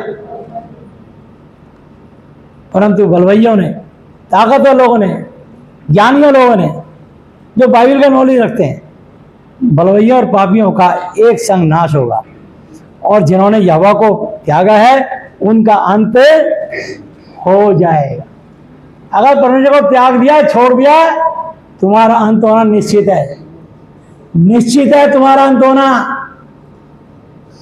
तो काम उसमें मती उससे 12 की 43, 44, 45 पे लिखा, जब अशुद्ध आत्मा मनुष्य से निकल जाती है, सूखी जगह में विश्राम ढूंढती फिरती है और पाती नहीं, तब उस घर के चक्कर लगाती है और आकर उसे सूना झाड़ा बुहारा सदा सजा पाती है। तब अपने से जाकर 7 बुरी आत्माओं को अपने साथ लेकर आती है, उसमें बैठ कर ठुस कर वहां निवास करती है। उस मनुष्य की दशा पहले से बुरी हो जाएगी। इस संसार के बुरे लोगों की दशा ऐसी ही होगी। इसलिए उनका अंत हो जाएगा, क्योंकि जिन बांझ वृक्षों से तुम पर प्रीति रखते हो, मोहब्बत रखते थे, उनसे वो लज्जित होंगे, और जिन बैरियों से तुम प्रसन्न होते थे, उनके कारण तुम्हारे मुंह काले होंगे। वो बैरी थे परमेश्वर के, तुमसे दोस्ती करके तुम्हारे मुंह काले हो जाएंगे। विश्वासी का विश्वास से क्या नाता? ज्योति के अंधकार से क्या संगति? विश्वासी का विश्वास से क्या नाता? सच का झूठ से क्या मतलब? यीशु का बलिदान करने वाले से क्या लगाओ? उनके बीच से निकलो, उनसे अलग रहो, तब मैं तुम्हें ग्रहण करूंगा और अपना पुत्र पुत्री स्वीकार करूंगा। तुम मेरे बेटे और बेटियां होंगे। ये सर्वशक्तिमान का वचन है। 2 Corinthians 6:14 से लेकर 18 तक लिखा है। इसलिए उनके बीच से निकलना पड़ेगा, नहीं तो तुम्हारे मुंह काले हो जाएंगे। क्योंकि तुम पत्ते मुरझाए हुए बांझ वृक्ष के और बिना जल की बारी के समान हो जाओगे, और बलवान तो सन और उसका काम चिंगारी बनेगा, लक्कड़ बनेंगे, सन की लक्कड़, बलवान सूखे लक्कड़ बन जाएंगे और उनका काम चिंगारी, आग बनेगा, जल जाएंगे वो, और दोनों एक साथ जलेंगे और कोई बुझाने वाला नहीं होगा। जब परमेश्वर की दया हट जाएगी तो कोई बुझाने वाला नहीं होगा। जरा पढ़ दिए पहला कुंती 6:19-20 आज। क्या तुम नहीं जानते कि तुम्हारी देह पवित्र आत्मा का मंदिर है? क्या तुम नहीं जानते कि तुम्हारी देह पवित्र आत्मा का मंदिर है, जो तुम्हें बसा हुआ है और तुम्हें परमेश्वर की ओर से मिला है, और तुम अपने नहीं हो क्योंकि दाम देकर मोल लिए गए हो। तुम अपने नहीं हो क्योंकि दाम देकर खरीदे गए हो। यीशु मसीह ने मेरे आपके लिए क्रूस पर जान दी है, तुम्हारे लिए दाम दिया है। यीशु की शिक्षा मत छोड़ना, इस बाइबल को मत छोड़ना, उसकी संगति मत छोड़ना। वो नौकरी किसी काम की नहीं जो संडे को तुमको प्रभु के पास आने नहीं देती, वो नौकरी शैतान की ओर से। इसलिए अपनी देह के द्वारा परमेश्वर की महिमा करो। इसलिए शरीर के द्वारा परमेश्वर की इबादत करो, उसकी महिमा करो, उसकी रिस्पेक्ट करो, उसका आदर करो, जिससे कि तुम आशीषित पाओ, आशीषित हो जाओ। हालेलुया। 2 Corinthians 13-14 से प्रभु यीशु मसीह जी का अनुग्रह और परमेश्वर यहोवा जी का प्रेम और पवित्र आत्मा जी की सहभागिता तुम सबके साथ यीशु के नाम में होती रहे, बनी रहे और बिना रुके बाकी चाहिए। आमीन। प्रभु यीशु मसीह नासरी अब तक के अपने जीवित वचन पर पढ़े और सुने जाने पर हम में से प्रत्येक को बता से आशीष दे। आमीन। प्रभु यीशु के नाम में हालेलुया। आइए हम प्रार्थना में चलते हैं। हे हमारे पिता, आप जो स्वर्ग में हैं, आपका नाम पवित्र माना जाए, आपका राज्य आए, आपकी इच्छा जैसी स्वर्ग में पूरी होती है वैसे पृथ्वी पर भी हो। हमारी दिन भर की रोटी आज हमें दें, और जिस प्रकार हमने अपने अपराधियों को क्षमा किया है वैसे ही आप भी हमारे अपराधों को क्षमा करें, और हमें परीक्षा में ना लाएं परंतु बुराई से बचाएं, क्योंकि राज्य और पराक्रम और महिमा सदा ही आपके हैं। मेरे प्रभु यीशु मसीह जी के नाम से आमीन। हालेलुया। प्रभु यीशु मसीह जी, आज मैंने जितना भी वचन सुना, ये सब वचन मेरे और मेरे परिवार के हर सदस्य जीवन में 1000 गुना फल लाए। प्रभु यीशु मसीह जी, आज मैं इस धरती पर अपने पूरे दिल से अपने सब अपराधियों को क्षमा करता हूँ और आपसे प्रार्थना विनती और निवेदन करता हूँ कि आप भी मेरे पापों को, श्रापों को, गुनाहों को, गलतियों को, जाने जाने भूलों को क्षमा कर दीजिए। यीशु मसीह जी, आज से आप ही मेरे पिता, गुरु और परमेश्वर हो। मैं आपका बेटा, चेला और विश्वासी हूँ। प्रभु यीशु मसीह जी, आप मुझे और मेरे परिवार के हर सदस्य को मानसिक चिंताओं से, आर्थिक समस्याओं से, शारीरिक बीमारियों से और हर तरह की अशुद्ध आत्माओं से आज़ाद, चंगा, स्वस्थ कर दीजिए। मेरी प्रार्थनाओं को सुनने के लिए धन्यवाद। धन्यवाद पिता यहोवा जी, धन्यवाद प्रभु यीशु मसीह जी, धन्यवाद पवित्र आत्मा जी। मेरे प्रभु यीशु मसीह जी के नाम से आमीन। Hallelujah, hallelujah, hallelujah. बोलो प्रभु यीशु मसीह जी की। यीशु मसीह जी की। सब यीशु मसीह जी की।